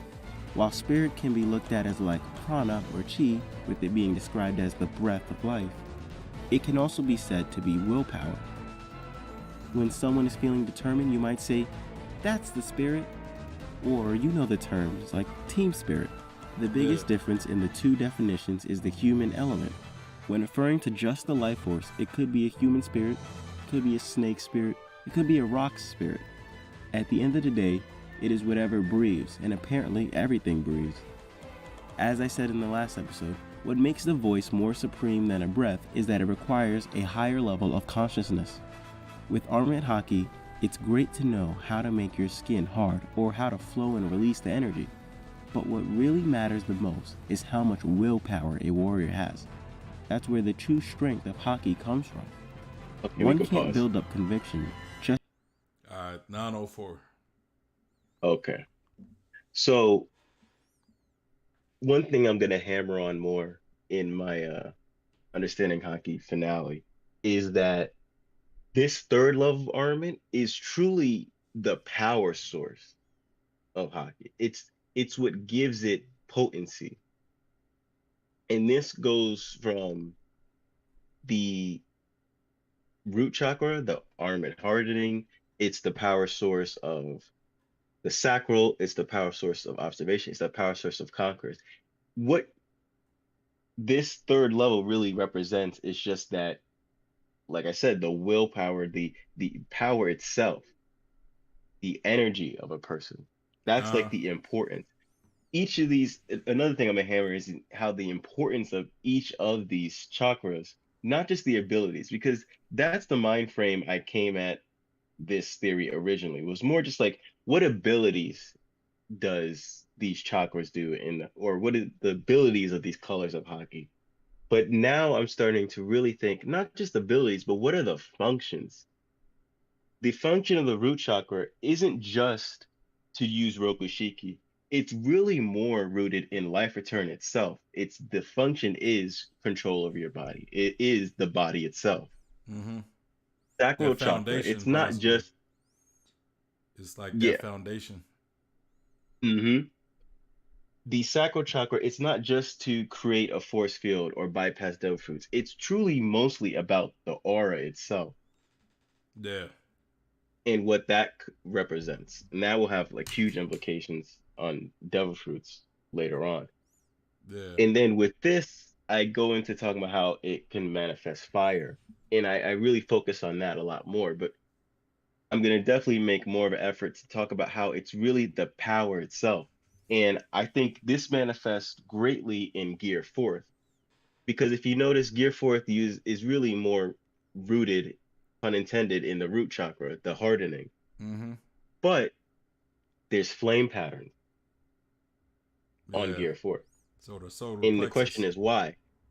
You could argue it's devil fruit related because he's Nika the sun god. That Mm-hmm. there's merit to that, but I think it's much more hockey related in the fact that it's about Luffy having utilizing the power of hockey, because hardening is really about defense. It's about making you it's just making your arm harder. Yeah. But with Gear Fourth, I think it's not just about making his arm harder, but making it more powerful. It's making his punches more powerful. Yeah. That's what the flames represent. It's the extra power in his in Gear Fourth. Yeah. You said something earlier that really kind of, it really spoke to me, right? Like you said, Hmm. something about like hockey, like especially when you was, I think it was when we was talking about the root chakra. You said it. You said something about maybe it's kind of holding the body together, or just pretty much helping him survive, right? In Gear Four, like Hmm. Luffy per se, like maybe Yeah. like it's core functionality is to keep his body together.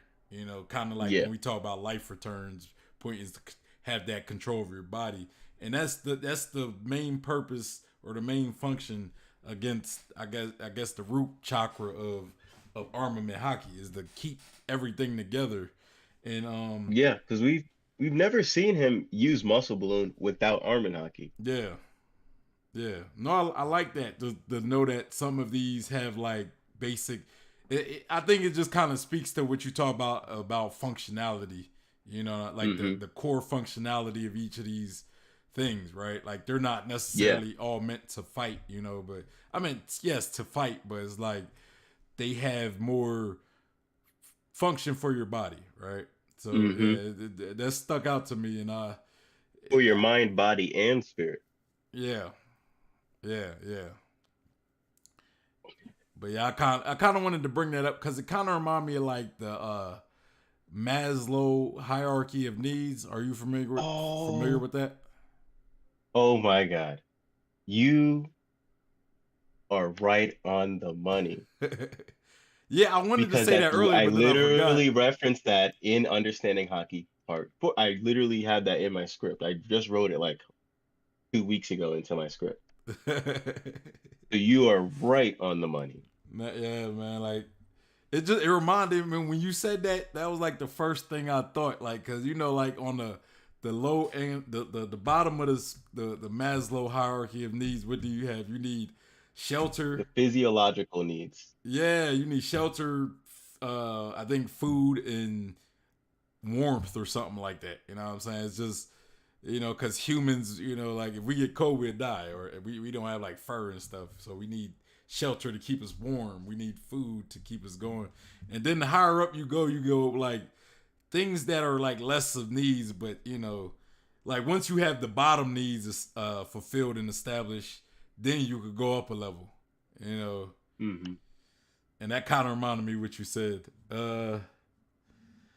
Let me read this chat real quick. Angel's Room said, I also like the world government calls people who get to the halfway point with a bounty of over 100 million a supernova. Yeah, I think that's like, all the rookies that are doing big things pretty much. Ace says, Caribou is so interesting. His cover story was about him impersonating a revolutionary figure who recently died, who looks like his identical twin. I don't know where we get the caribou from, but I'll bite. If the guy was a revolutionary, then he was against Emu. Caribou could be a spy brainwashed by Emu. I feel like I heard a theory like that, but that might have been that was Hakuba. I think that was Hakuba. That was like a or Cavendish. But I think I might have heard something with Carol. I don't remember. Angel's Room said, especially with the giant fist armament, Haki is involved. Probably talking about the life return thing. I don't remember. A says he saw Luffy regenerate and then the Gorosei started tripping. Did Caribou? Whoa. That what he's saying in a way, it kind of makes sense. It's the fact that oh sorry, I'm referring to the Caribou thing. Yeah. No, that's what I'm referring to when he said okay. Because Caribou was there eye. after Luffy was saved, right? Mm-hmm. Yeah. And Caribou's eyes. Yeah, he has those special eyes. Yeah. No, and I get that, and that's why I'm saying I heard a theory that like Cavendish and Caribou could both be under Emu's control. Like Hakuba's. I don't. It was something similar to that, but I thought it was a different character. But it might have been Caribou, and he was there after Luffy was saved from drowning. Yeah. So, I mean, it could be something to it. Yeah, could be. I mean that's like a great topic for another time. That's a great topic. That's a good point though. But that might deserve like its own. That topic might like deserve a separate stream or something. I don't know. But yeah, I'm at 9:04. Okay. If you're ready. Okay, on go. 3, 2, 1, go. Just by simply lifting weights, it's about experiences from the past, who you need to be in the present, and prospects of the future that strengthen your ambition. Now, where does fire play in all this? Well, you've seen Luffy and Big Mom show off fire patterns in their armament. Luffy does this when he enters Gear 4th, which is his current highest form of armament Haki. And Big Mom is a Yonko. So pause at 9:27. Katakuri's like looking at the same picture that you got on the screen. Katakuri's got a little bit of a fiery pattern in his Haki. Yeah, that's why I chose that picture, just for the steam, the way the steam looks. Yeah. And the fact that Katakuri has the flame pattern.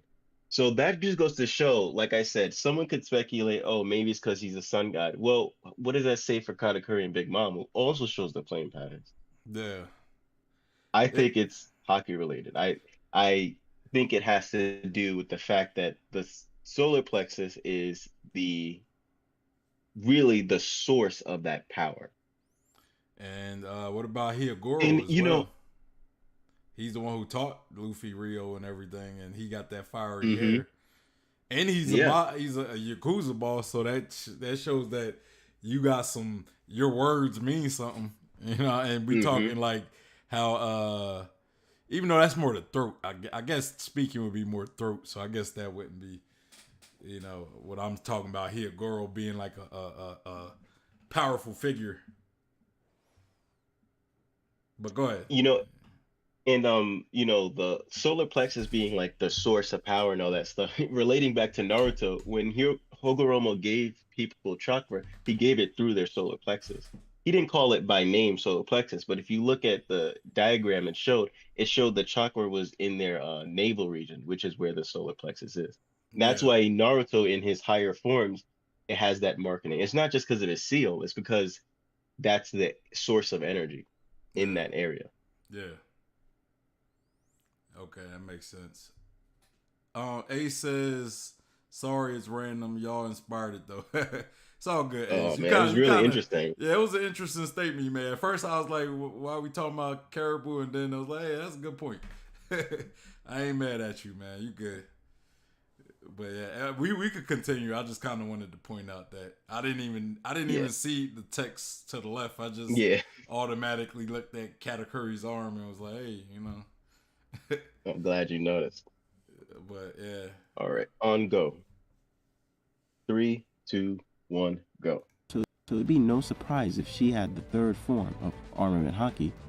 Perhaps we have seen the highest form of armament Haki this whole time and haven't realized it. Perhaps some characters in the story have been using it this whole time and they didn't even realize they were using the third form of armored Haki. Let's talk about Diable Jamba and Red Hawk. When we were introduced to these type of attacks through Sanji, he claimed that he was capable of igniting his leg due to speed and friction. It makes sense, besides the fact that his pants, shoe, and leg should be burning off, but I'll let that slide just for the sake of maintaining his appearance. However, the laws of physics can't be claimed after the time skip, in which he doesn't even spin anymore. He simply spontaneously erupts. Memories are apparently the cause. If that doesn't scream supernatural, I don't know what does. Please recall what I said earlier. It's about experiences from the past that strengthened your ambition. Memories and one's spirits are linked. Just look at how Pudding's memory power affected Big Mom's powers over Soul's. So yeah, I'm implying he may have been using the highest level of armored Haki unbeknownst to him. It wouldn't be the first time a character has used. Yeah. So I didn't include this in the theory because I don't I avoid including filler stuff. But there was this one filler that showed during the time skip, Luffy fought this like soda guy or something. He was like with Hancock, and he was just learning Haki. And when he fought this guy, he beat him using Red Hawk, and it was actually showing. Now it's not canon, but it was saying like this is the first time he's using Red Hawk. Oh. And in that moment, it just showed him reminiscing on Ace. It was like showing his memories and then it just showed him using Red Hawk. So even though that was filler, it was along the lines of what I'm saying, how the memories play a big role in this chakra. I think like filler. I think sometimes people can kind of underestimate filler, and I get why you wouldn't use it. You know what I'm saying? Because you know, filler is a very touchy thing. But I do believe that in some cases, Oda does kind of approve of filler and later makes it canon. You know what I'm saying? Like I do because I think remember Luffy first used Gear 2. I think remember how he like activates Gear 2 when he kind of like pumps his legs. Yeah, like how he originally did, like he pumps his legs. I think Luffy did that. The first time Luffy did that was in the movie. He didn't go Gear 2 though, but he like I can't remember what happened, but he did something and like in his leg, like I think he like fell or I don't remember. I don't remember the movie, but he did something of that thing, right? And that's what later became the activation to Gear 2. So a lot of people believe that that's where he kind of started that inspiration. But it was in a movie though, like a non-canon movie. So, but a lot of people kind of trace the inspiration of Gear 2 from that moment in the movie. Somebody in the chat, if y'all remember the movie and remember the moment, y'all let me know. But yeah, so I think there is something to be said about filler though, because I don't think filler is always, you know, I think filler actually does give us some stuff, right? You know, but yeah, I get why you would leave it out though. I get why you would leave it out. Yeah. There's just people who are purists, especially, and it makes them like want to avoid theory sometimes if they see you using stuff. I'm just like, I can let this thing stand on its own. Yeah. Even without that. Yeah. I have enough evidence to not have to deal with that. Yeah. I get it though, but go ahead. If you were still saying something. No. All right. On go. 3, 2, 1, go. Use Haki before they knew what it was. Luffy done so plenty of times from the Sabaody to the Paramount War arc, and Zoro done so against Daz Bones. In fact, don't you recall how he somehow set Ryuma's zombie on fire? Never explained. Let's turn our focus to the main character. Unlike Sanji's attack, we haven't the slightest explanation for why Red Hawk catches on fire. Some people say it's like Sanji's initial Diablo Jambla.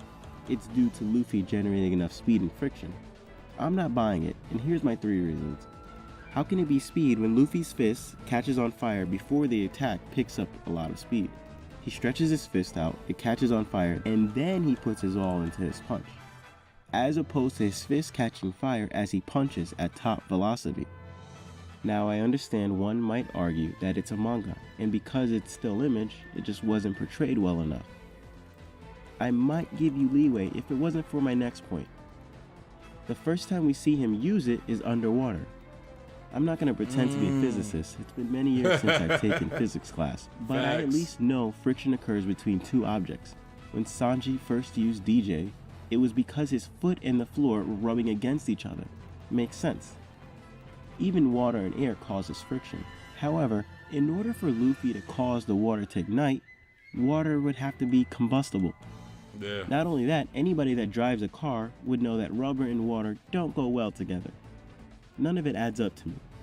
If you have a reason to show that it makes sense from a physics standpoint, then I'd love to hear it.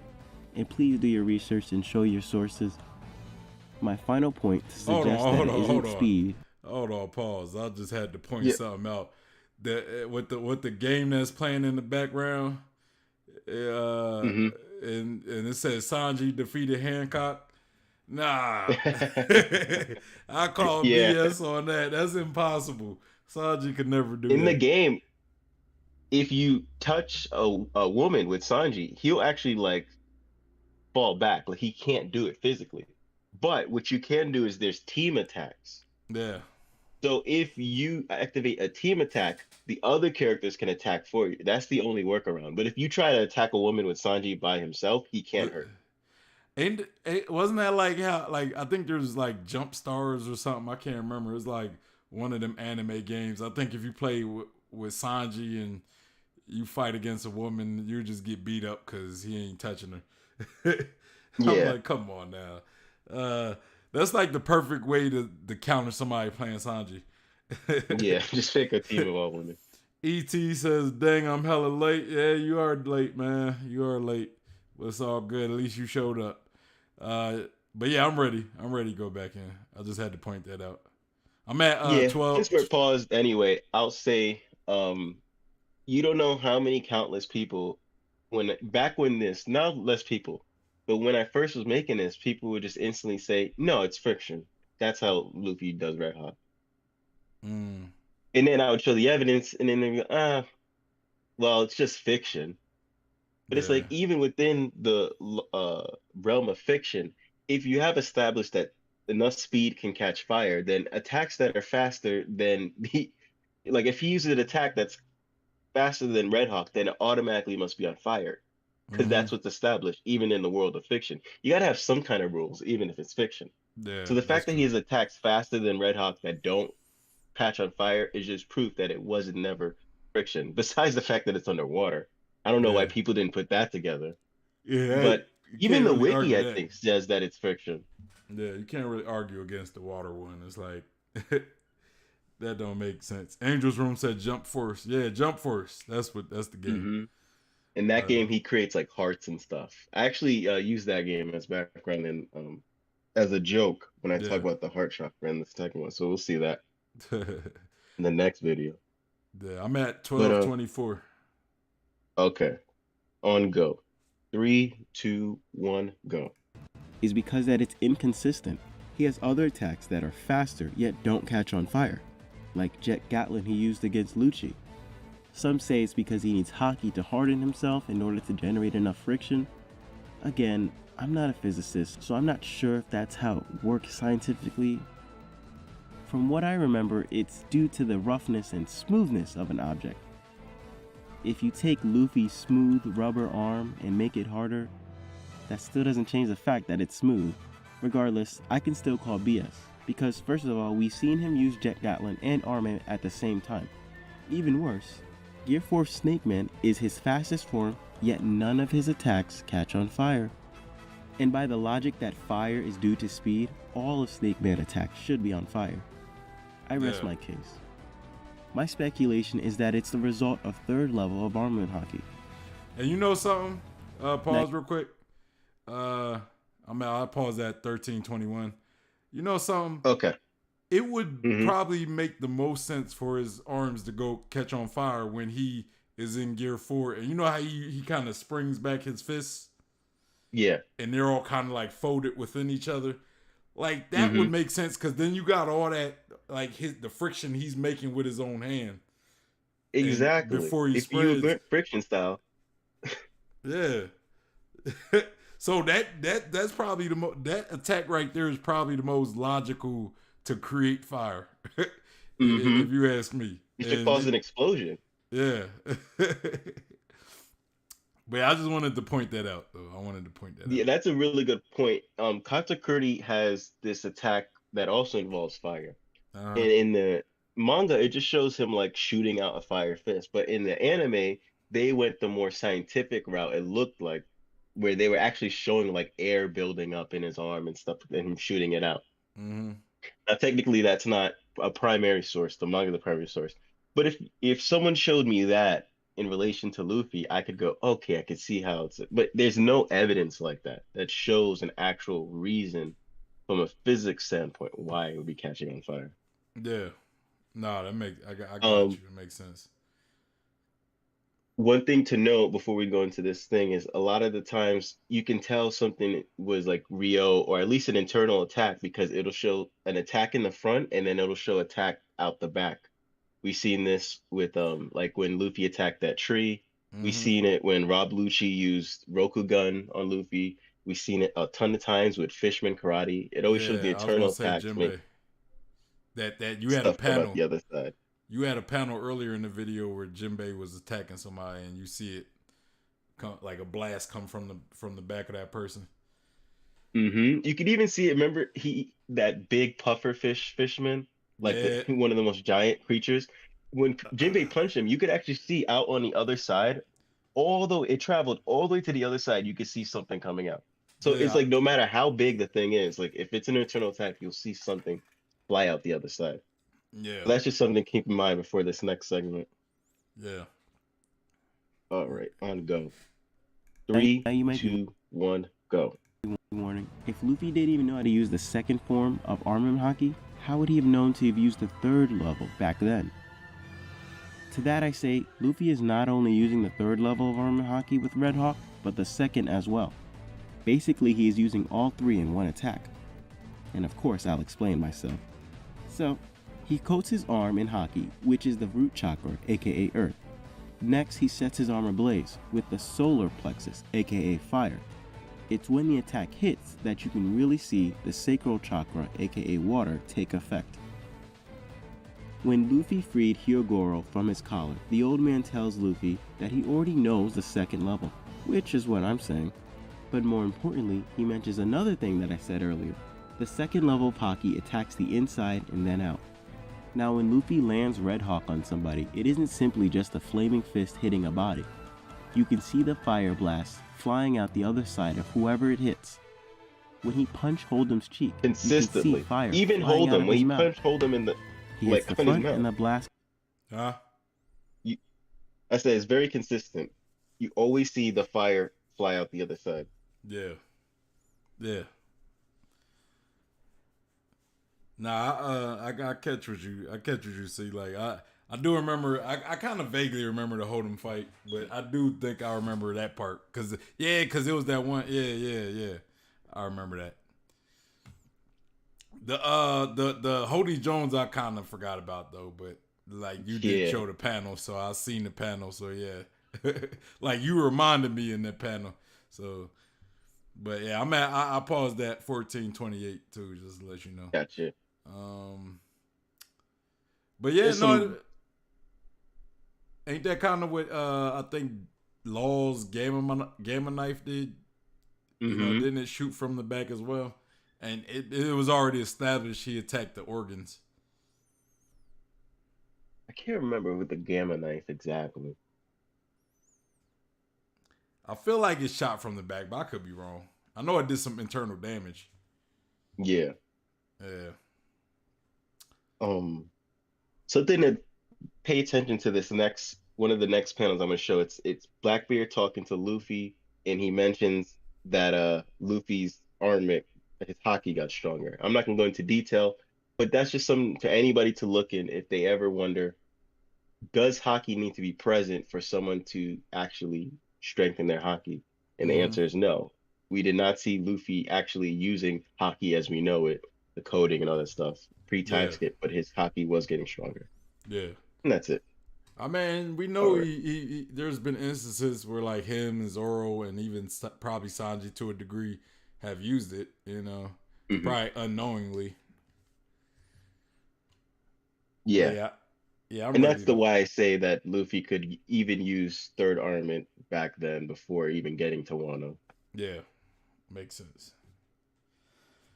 But yeah, I'm at All right. 1428 and I'm ready when you ready. On go.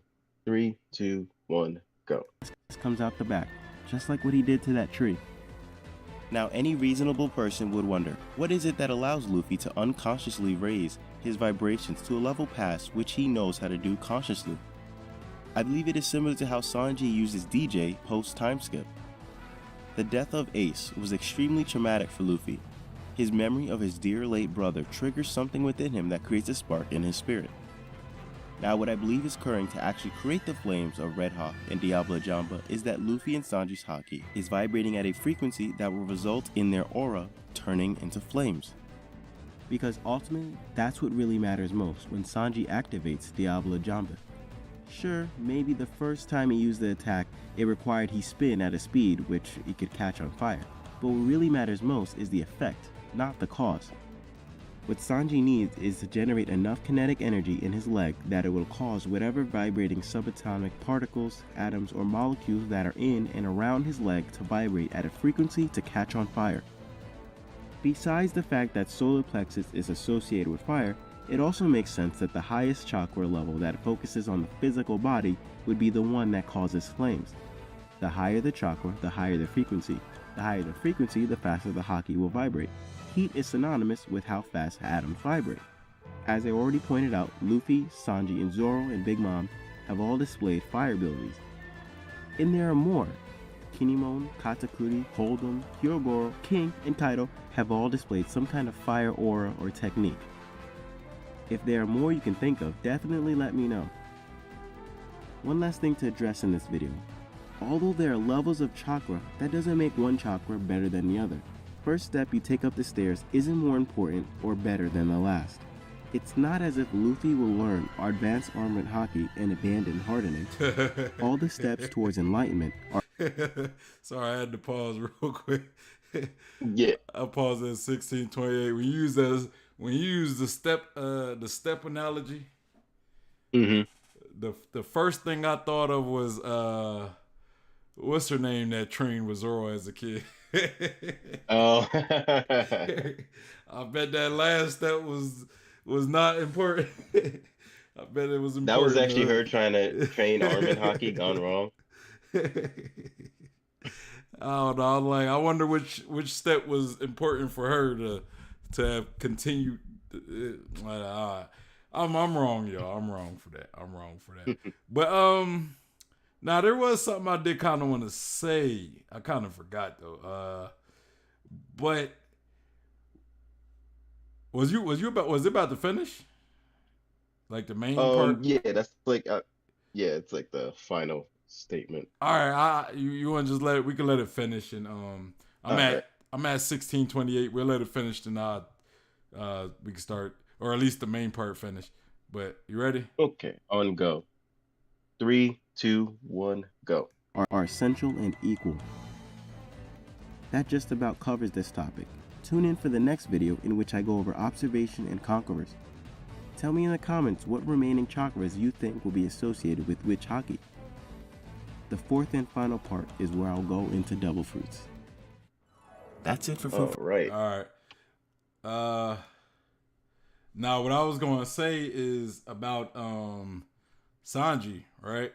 About Sanji, like we seen it was a cover page with Sanji, and he has like these white flame, this white flame around his leg. You know, when he's normally it's like a red flame.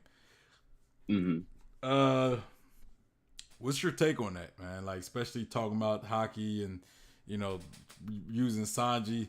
Now, I mean, what I kind of get from that is the fact that, you know, fire, like, I would say the lighter the fire, like if it's white fire or blue fire, is usually tends to be hotter fire than red fire, right? So maybe it's just kind of more of it's showcasing that Sanji's haki, you know, could have gotten better, you know.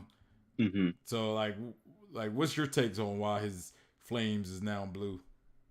Kind of like Marco. So that's Unless he's yeah, copying that's Marco's ability.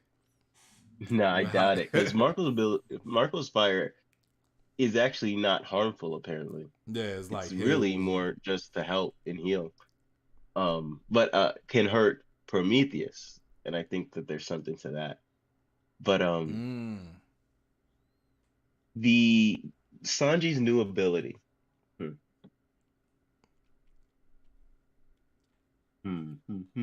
Okay, trying to figure out a way I can say this. The visual will definitely help in my video.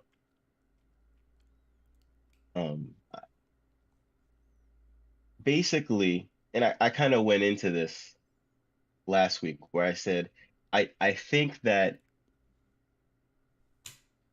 the colors of haki can be strong individually to a person. So like if someone can have an affinity. So let's do Kinemon. Firefox Kinemon most likely has an affinity to the solar plexus. Mm-hmm. I think it's kind of obvious why. Virgo would have an affinity to the root chakra, right? Sanji, I think, has an affinity towards the heart chakra. Now, he uses a lot of fire-based ability, but I'm saying I think he has an affinity towards the heart chakra. First thing to consider is Oda confirmed that he said it in terms of just the regular haki as we know it, armament, observation, conquer. So that's only 3 to choose from. I'm saying colors, which is 7, but he said it was observation. So that narrows it down of the colors. There could only be 2 of them. It would be the third eye, or it'd be the heart chakra. And I think he has an affinity towards the heart chakra. I mean, it's kind of obvious. Look at the guy and his gags and everything and his personality. You know, he's more than being someone who can fight. He's known for his cooking. And in his cooking, he's someone who's very charitable and will feed anybody that wants it. Yeah. And that goes back to his childhood when he used to cook for his mom, even though he was terrible at cooking. It wasn't about the cooking. It was about him wanting to get food to his mom. And that's just the highlight of his kind heart. And that's really the most important. That's his most powerful attribute is his heart. Yeah. So then we look at the way he fights, and observation plays a big role, but also his fire abilities play a huge role. And that would be solar plexus. Well, the solar plexus and the heart chakra are actually right next to each other, and color is a spectrum. So the fact that he's so good at using the solar plexus makes sense because it doesn't deviate that far from his ability to use the heart. Yeah, now, I was thinking the same thing too. I was thinking was like the heart kind of in conjunction with the solar plexus, or if it was his own thing. I mean, I kind of forgot if it was his own thing, because I was thinking like, yeah, you know, Sanji would make the most sense as a heart or a solar plexus type person. So I think there's 3 chakras I think is attributed to Sanji the most. I already talked about the heart and the solar. The third one would be the throat chakra. Now, before I get into that, and I really can't even get that into it because we haven't even gone to part 3, and I don't feel like going there because it's a whole thing. But to help give a frame of reference, I'm going to talk about Luffy. See, Luffy, I think, we know for a fact it's Conqueror's Haki because Oda confirmed it. So it's Conqueror's Haki. Now, if you're going by the same logic as I just applied to Sanji, Luffy's, let's say 2 secondary colors would be the third eye chakra and then the heart chakra. Yeah. Now, there's no doubt he has a big heart. There's no doubt he's good at third eye because he has future sight. But I don't think those are his secondary colors. I just think that's just Luffy being so good at hockey in general that he can excel at so many different colors. But if I Yeah, had to I choose was his thinking the two same thing. secondaries, yeah, his two secondaries, I believe, is actually Root Chakra and Solar Plexus, Yeah, and then Throat Chakra. Now, that may seem random, but everything has a pattern to it. So the rhyme and reason for Sanji's was the fact that the two secondaries were close to his heart. yeah, So I come up with a name for that. I just call it the close to heart personality type. yeah. Um Now for Luffy's, however,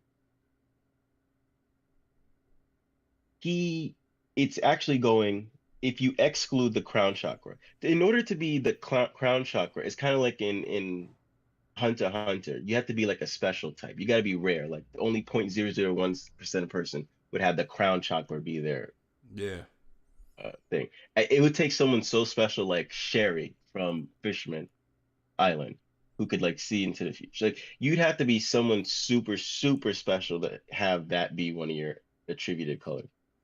yeah, Luffy, he's special, but he's not that special. I think his scheme is the odd numbers, 1, 3, and 5 out of the six. mm-hmm. And then you can have another person who has 2, 4, and 6. That would be someone like Zoro. See, Zoro's great with the sacral because he's a swordsman and he needs to connect to his sword, just like mostly of Wano. They're all samurais. They Rio based. Then the Yeah, heart, I know that seems ironic, heart for Zoro and you know, he doesn't show that he's super great at observation, but let's not forget one of his most iconic moments was the breath of all things. And the yeah. breadth of all things involves observation Haki. Because it's not Yeah, just what he can do with his sword, it's the fact that he can detect things around him. mm-hmm. And it's also ironic because the heart is what Sanji. But I think Zoro and Sanji have a lot in common. I think Zoro and Sanji have just as much in common as Zoro and Luffy, just in different ways. Yeah, Um, with Zoro, we covered the armament and then the observation, and then Conquerors. His is the third eye. See, the third eye is actually a spectrum. I don't think it's just future sight. What the third eye element is light, and light isn't just for future sight, but also projection. And mm-hmm. Zoro's someone who's shown he's very great at projection. He can literally create a version of himself that has three heads. Yeah, So that's a yeah, great example of the complete package.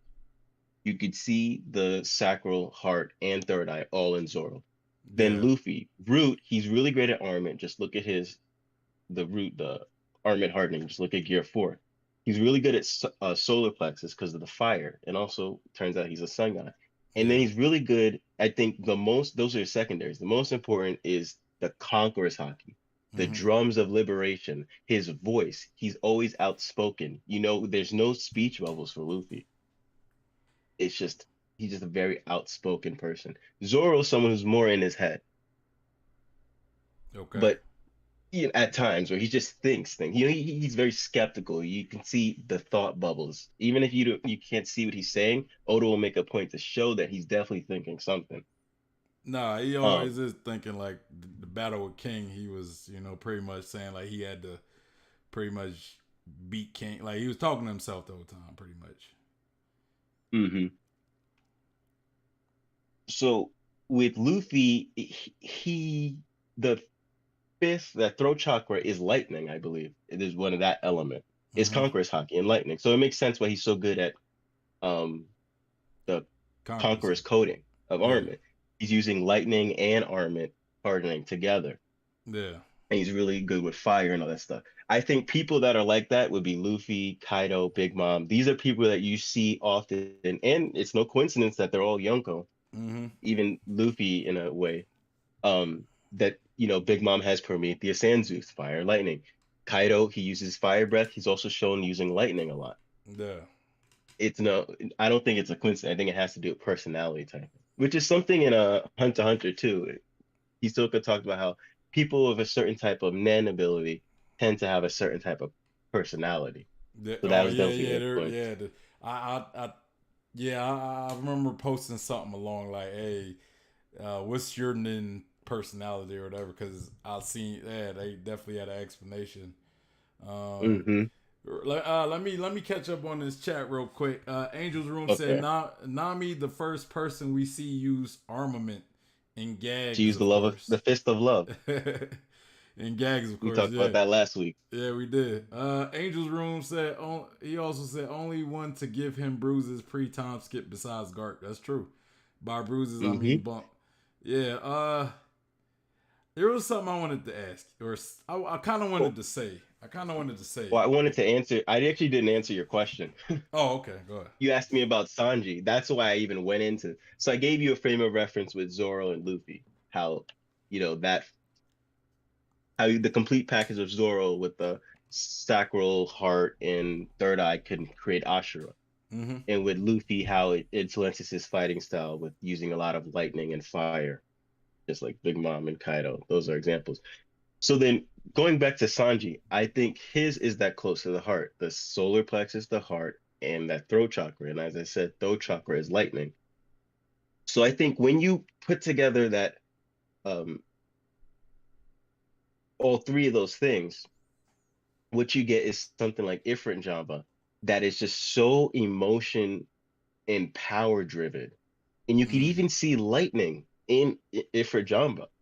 It's not that same looking lightning the way Luffy would use it, where it's more black. And you could tell it's much more Conqueror's based. With what Sanji's doing, it's really much more the strength of his heart, the strength of his emotions, strength of his willpower, Yeah, all combined into this one attack, the Ifrit Jamba. yeah. That's why I think, and it's about the rise of the vibrations too. So that's my answer from a understanding Haki perspective of why Sanji's leg can Oh, yeah, transform to about the that color. yeah. Okay, all right, yeah, that makes sense. Yeah, okay, kind of like cause yeah, it's kind of like Avatar, right, where they had the blue fire, and it was kind of like the beginning of like learning lightning almost, like for the Fire Nation people, the Firebenders, like I get, have we ever seen anyone but Azula use the blue fire? not, I think we did. I think in Korra, I think somebody, I can't remember who did it, but I feel as though there was at least one or two people that did it. Like I think Uncle Iroh kind of, I think he knew how to do it. I don't know if he showcased. I think he might have showcased it, but because he taught what's his name how to like redirect the electricity from Azula. So, Mm-hmm. but I don't remember. I don't remember. I don't remember honestly. But there was something I wanted to say, man, because there's always Yeah. this talk about how when they say like Luffy is Conqueror's Haki and then Zoro is armament and Sanji is observation. But I'm always like, Mm-hmm. man, why do people limit Luffy like that? Because I feel as though Luffy is the best at all three. I Yeah. guess if you want to say what each of them are more like adept to, like their most adept version of Haki, I guess I could see that statement. Like Luffy's more adept to conquerors, and then Zoro's most adept to armament, and Sanji. But it's like I don't like Sanji is observation, but I never see him do anything better than Luffy has with observation. Same with Zoro and the armament. So, but that's just I just kind of wanted to say that real quick. Angel's Room said, "Oh, never mind. Sanji also did in Skypiea. I guess he means hurt Luffy. Never watched Korra, and yeah. So also you posted like their Haki colors. The colors of, yeah, Makes sense. that's what it would look like.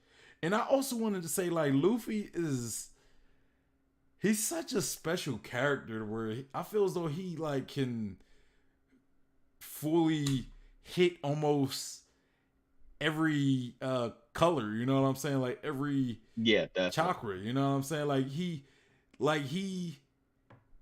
He's not necessarily a spiritual person, but he is. Like he's not spiritual in the sense of Zoro, but he's spiritual to where it's like it's almost natural for him. Like he's just naturally spiritual, right? Like he's naturally in tune with people and their emotions and nature and all these things, and you know, so like Luffy is definitely a unique case. You know, he's definitely a unique case. I think he can almost hit like all them chakras that we speak of. You know, and even probably some we don't know of. I mean, not that we don't know, but like we're not aware of, at least, that he does. Yeah. I think on one level or another, they all touch upon a chakra. Like Zoro, we seen him. First of all, we know he uses hardening, right? Primarily for his swords, but he uses armor hardening, right? So he's definitely in tune with that. We've seen him use a fire attack. You notice when he powers up, his swords get covered in a fiery aura. These are things like a purple one, right? Yeah. Like we what seen was him that? have the Black Conqueror's lightning. Was that so when it's he fought I King? do think he. Oh wait, what? Was he fighting King when his swords were like radiating? Like they were like really just radiating? We seen it against King. We seen it when he was gonna attack Kaido, and Big Mom was like, "Oh, dodge that attack." That was actually the attack he used to defeat Ryuma. But an even better version that we unfortunately didn't get to see it. But we didn't get to see it because it would have been super powerful. Yeah. Would not been plot convenient for him to probably damage Kaido that much. Yeah. Angel's Room said in episode 1013 or 1012, Jinbei seemed to be hinting at the fact Sanji has better observation than both him and Luffy. But you're right. We haven't seen him do anything better than Luffy. But the same could be said for all. I remember what you're talking about.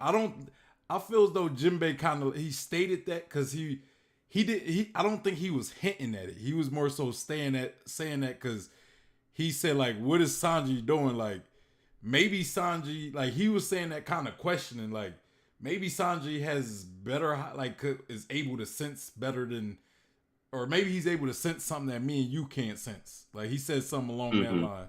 Like I don't think he was hinting, like saying, like confirming that Sanji has better observation. I think because he couldn't sense nothing, and obviously Luffy couldn't sense nothing, but somehow Sanji was like oh, like he was sensing something. So Jinbei was kind of like observing it and making a statement like, hey, what's going, like, can he sense something that we can't sense? Like I think that's what it was. So this relates back to Haki being closely related to the user, their personality being personalized for them. Usopp is a sniper, so it's like his Haki development is manifesting its abilities in a way that both help him as a sniper. Sanji, there's two passions for him, right? Ladies and food. So with ladies, he can be in tune with a frequency that lets him know if a lady's in danger. Right? I think that could be what Jinbei is hinting, not just him being better observation, but he's just like, this particular area, this is something that he's better than us at. And it's the fact that I think on a joking way, but also serious, it's the fact that he can hear ladies, but also the fact that he can hear it and he can sense it. See, Luffy, we've seen him be better at specifically future sight. We haven't seen Sanji use future sight. But that's kind of like one of the things I say in my theory is like it's a spectrum. It's not even better. Though future sight is considered advanced to basic observation as we know it, it's just a part. It's a function of observation Haki, and there's still other things that could be done. In fact, let's look at Sanji versus Virgo. I think that Sanji was using technically a higher level of armament with his Diablo Jump and Fire.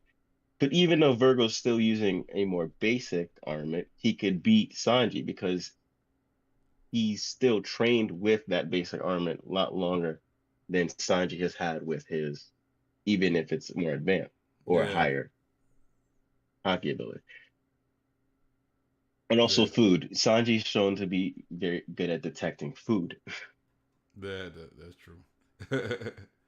He could figure out the ingredients of the cake just from tasting it, stuff crazy like that. Zoro, what does he love?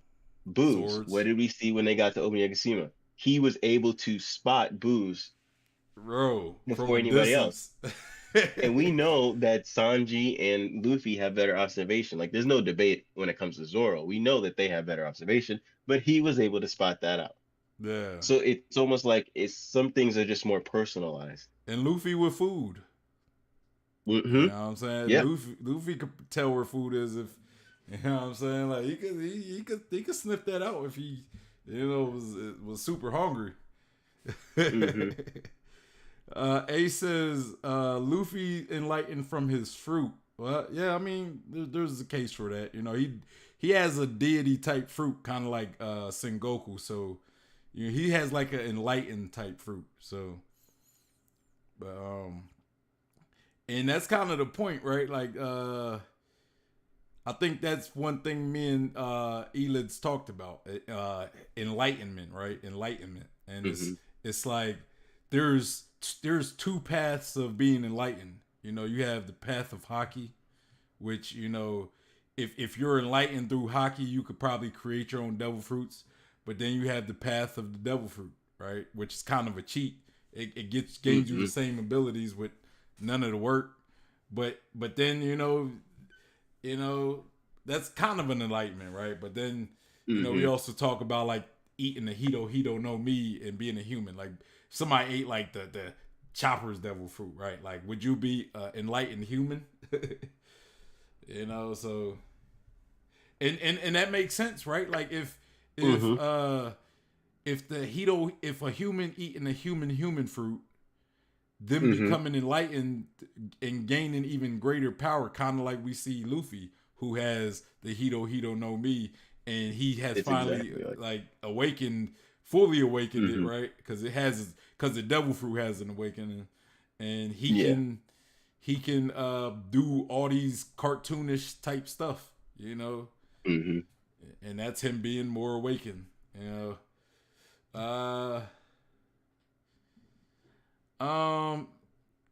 ET says, I'm gonna just start this from the beginning. Hey man, go ahead, bro. Definitely go ahead. Ace says, what about Nami's connection to booze? She can outdrink anyone, maybe Kaido. Yeah, I don't know about that now. I don't think she's outdrinking this Zoro or Kaido.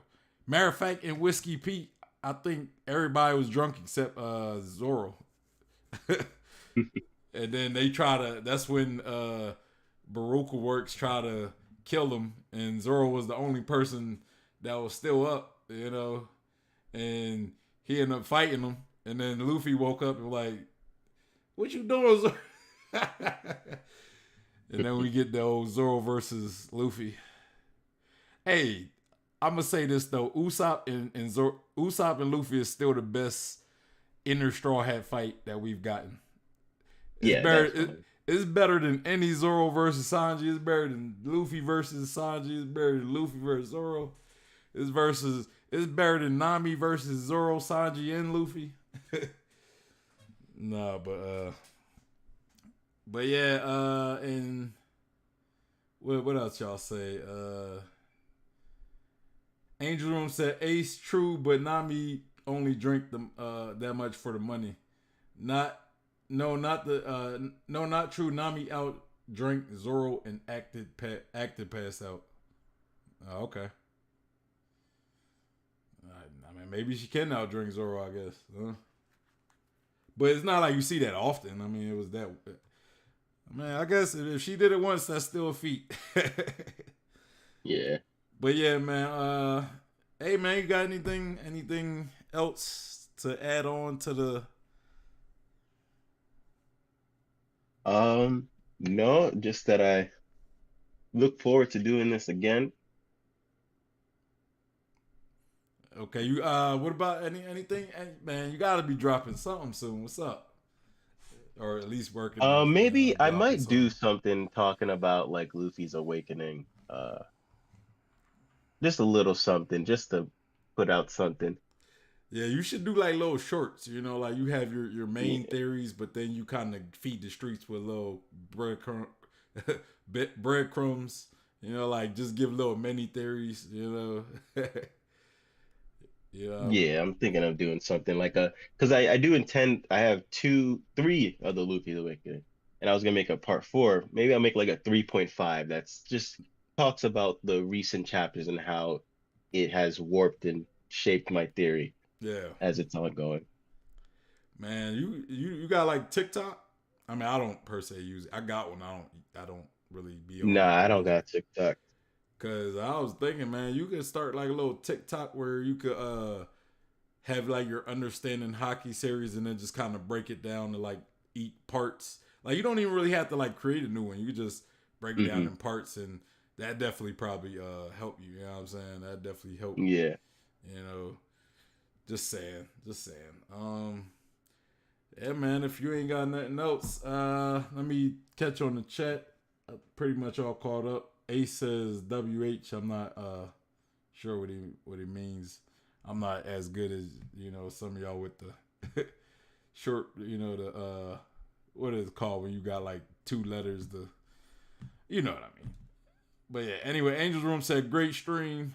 Hey man, I appreciate y'all. I appreciate you guys.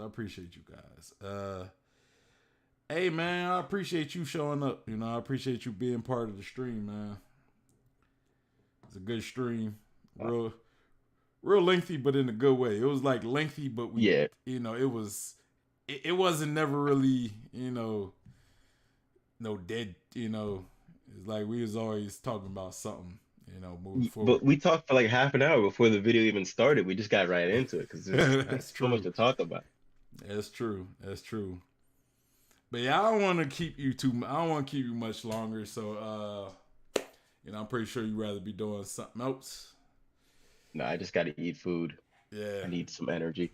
That's Like, it. and that's one of them things, right? That's one of the things you get you some energy. But yeah, Yeah, I need to fuel man. my solar plexus.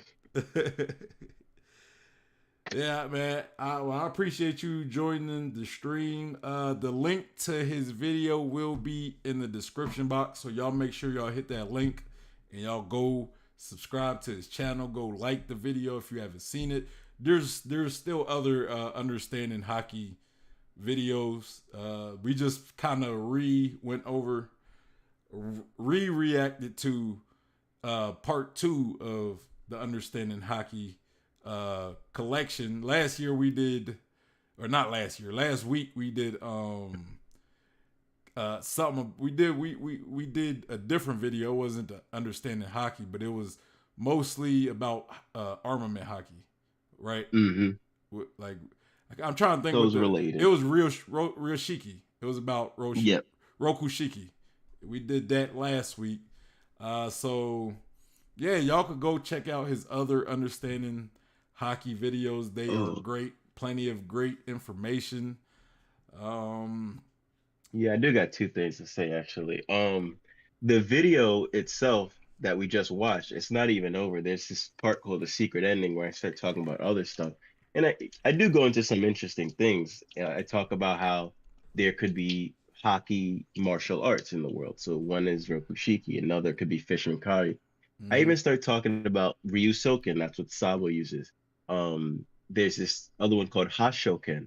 It's Don Chinjao and that other guy from the Grand Fleet. They use that. And if you notice in their attacks, it actually causes ripples and it causes internal damage, They use which is those. very much like a real. Don't they use those? They got like these. I forget what you call them. They're like things you put on your arms. So that's the interesting thing. Only Boo uses it, and Boo is clearly the most inexperienced. So it almost seems like he's using it to help himself out. Maybe to And that protect him. itself Maybe it could looks like hurt his you. speaker. I was thinking maybe like to protect him from himself. Because maybe it could have like Yeah, that it could be drawbacks. protecting them, it could be enhancing, and it looks like a speaker, which kind of makes you think of sound. And that's kind of a segue to next week's video. Is it's going to be not even Hockey Part 3, but a related video, just like how the Roshi was related, where it talks about Apu and how I think his double fruit is actually using Conqueror's Hockey, because sound plays a big role in hockey. Doesn't Burgess use that same thing? Exactly. That is Yeah. something I talk about in the secret ending. And Mhm. I talk about, and you're gonna see me talk about that in next week's video, where it's very we'll see how sound plays, or I believe sound plays a role in hockey. And I do think that there are some mechanisms that can help kind of cheat your hockey progress a little. Yeah, and I thought that was like similar technology to the impact dolls, you know, like how they Hmm. work. I thought it was similar That's to a good that, point. you know, because and when you think about it, impact dolls kind of work. They kind of are like scientific ways to get like hockey almost, if you think about, Hmm. because them things affect Luffy just the same as hockey does to a degree, you know. Wow. This is exactly why I wanted to do this, because I'm making a note right now. I didn't even think about it from that point. So I'm making a note right now. That's a fantastic point. Yeah. And when you look at input down, or not input down, impact dials, when you look at impact dials, they got the swirl and everything, or they're Hmm. swirly just like, you know, almost everything else in One Piece. Oda and his swirls. You're Man. my resident impact dial consultant, because there's a lot of things you said about impact dials that make me go, oh Bro. yeah.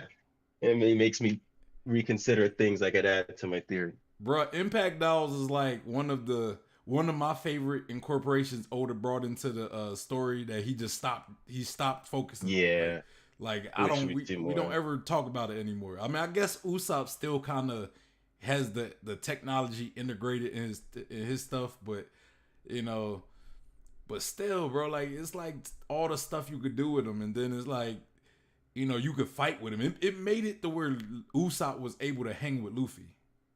Hmm.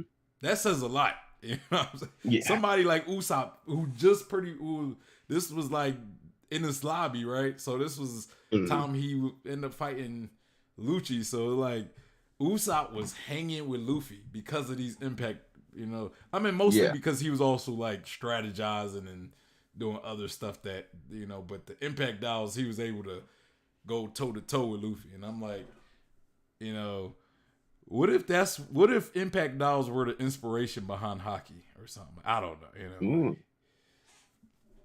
That like in Avatar, where they say that the bending was taught by like the animals, and like different animals taught people different type of bending. Like there's the dragon, the mm-hmm. mo. So like different parts of Nate aspects of nature could have been teaching people hockey in different ways. Yeah, yeah. Because I would think the impact dolls might have been technology from the Void Century. You know, I would think, Hmm. especially because Skypiea seems like it's kind of a Skypiea kind of seems like it's a primitive culture. You know, like the Hmm. Sky, like they really wasn't touched by like uh all the changes in the world on like on the surface, like on the Yeah. ground and stuff. So they probably, I think they would probably still have a lot of technology from old, you know. And yeah. So I'm, you Or know, how about this? Like them using and relying upon impact dials could have been what like halted their progress in learning arm and hockey, because they were mm, already using that. yeah, It may have stopped them from really learning about where they could have gone physically with hockey. true, true. Yeah, that makes sense. That makes sense. But man, I like yeah, I'm not gonna get into that. But yeah, anyway, hey, so shout out to you. Appreciate you stopping through the stream. I mean, I know I kind of keep going, so I gotta let you. You know, I want to let you get like any last words that you want to get in. You know, because I kind of keep re-sparking conversations and stuff. Well, all I gotta say is thank you so much to everybody that joined this stream. Thank you for having me. And even though I'm gonna be remaking these theories, it's good to watch these because these theories are so packed with information that have information already in your head about these will just make it easier to understand in the Yeah. future theories. Yeah. All right, let me give my shout outs real quick. Shout out to Angel's Room. Shout out to Cube. Shout out to One Life Man. Shout out to Ace. Let me see who else. Shout out to Best Generations. Definitely shout out to Best Gen coming through. It's been a while since I seen him. And there was one more person. I want to say it was E.T. Yeah, shout out to E.T. Shout out to E.T. Hey, I appreciate everybody who also shout out to everybody who watched this stream at any point. You know, even if you didn't chat or whatever. Shout out to y'all. You know, we gonna do this again. We gonna do this next week. I guess we're gonna react to another something about hockey. We coming up with, I mean, not we, but, you know, ELiDZ about to, you know, do this whole new hockey, like kind of a revised hockey theory compilation. And, you know, so we just going through this, coming up with new ideas. So, you know, we'll be back next week. I won't be streaming tomorrow. Tomorrow's Wednesday, right? I be forgetting. I be getting my days crossed, man. Like, Friday, I said I was going to be streaming tomorrow, which was Saturday, and I was like, I thought about it, I was like, hold on, I'm not streaming on Saturday. So, but yeah, so I'm going to be taking a break tomorrow. We'll be back Thursday. Yeah, now I'm going to be doing, I'm saved that. I got a little, you know, something coming up this week, this Friday, but I'm going to save that. I won't be streaming Friday, but I will be guessing on a stream. So, oh no, I will be streaming Friday. My bad. But yeah. Anyway, y'all take it easy. Y'all make sure y'all hit that like button. Also subscribe. Follow me on Instagram, Twitter, Facebook, and if you're looking for a One Piece community, we got the Discord and the Facebook group.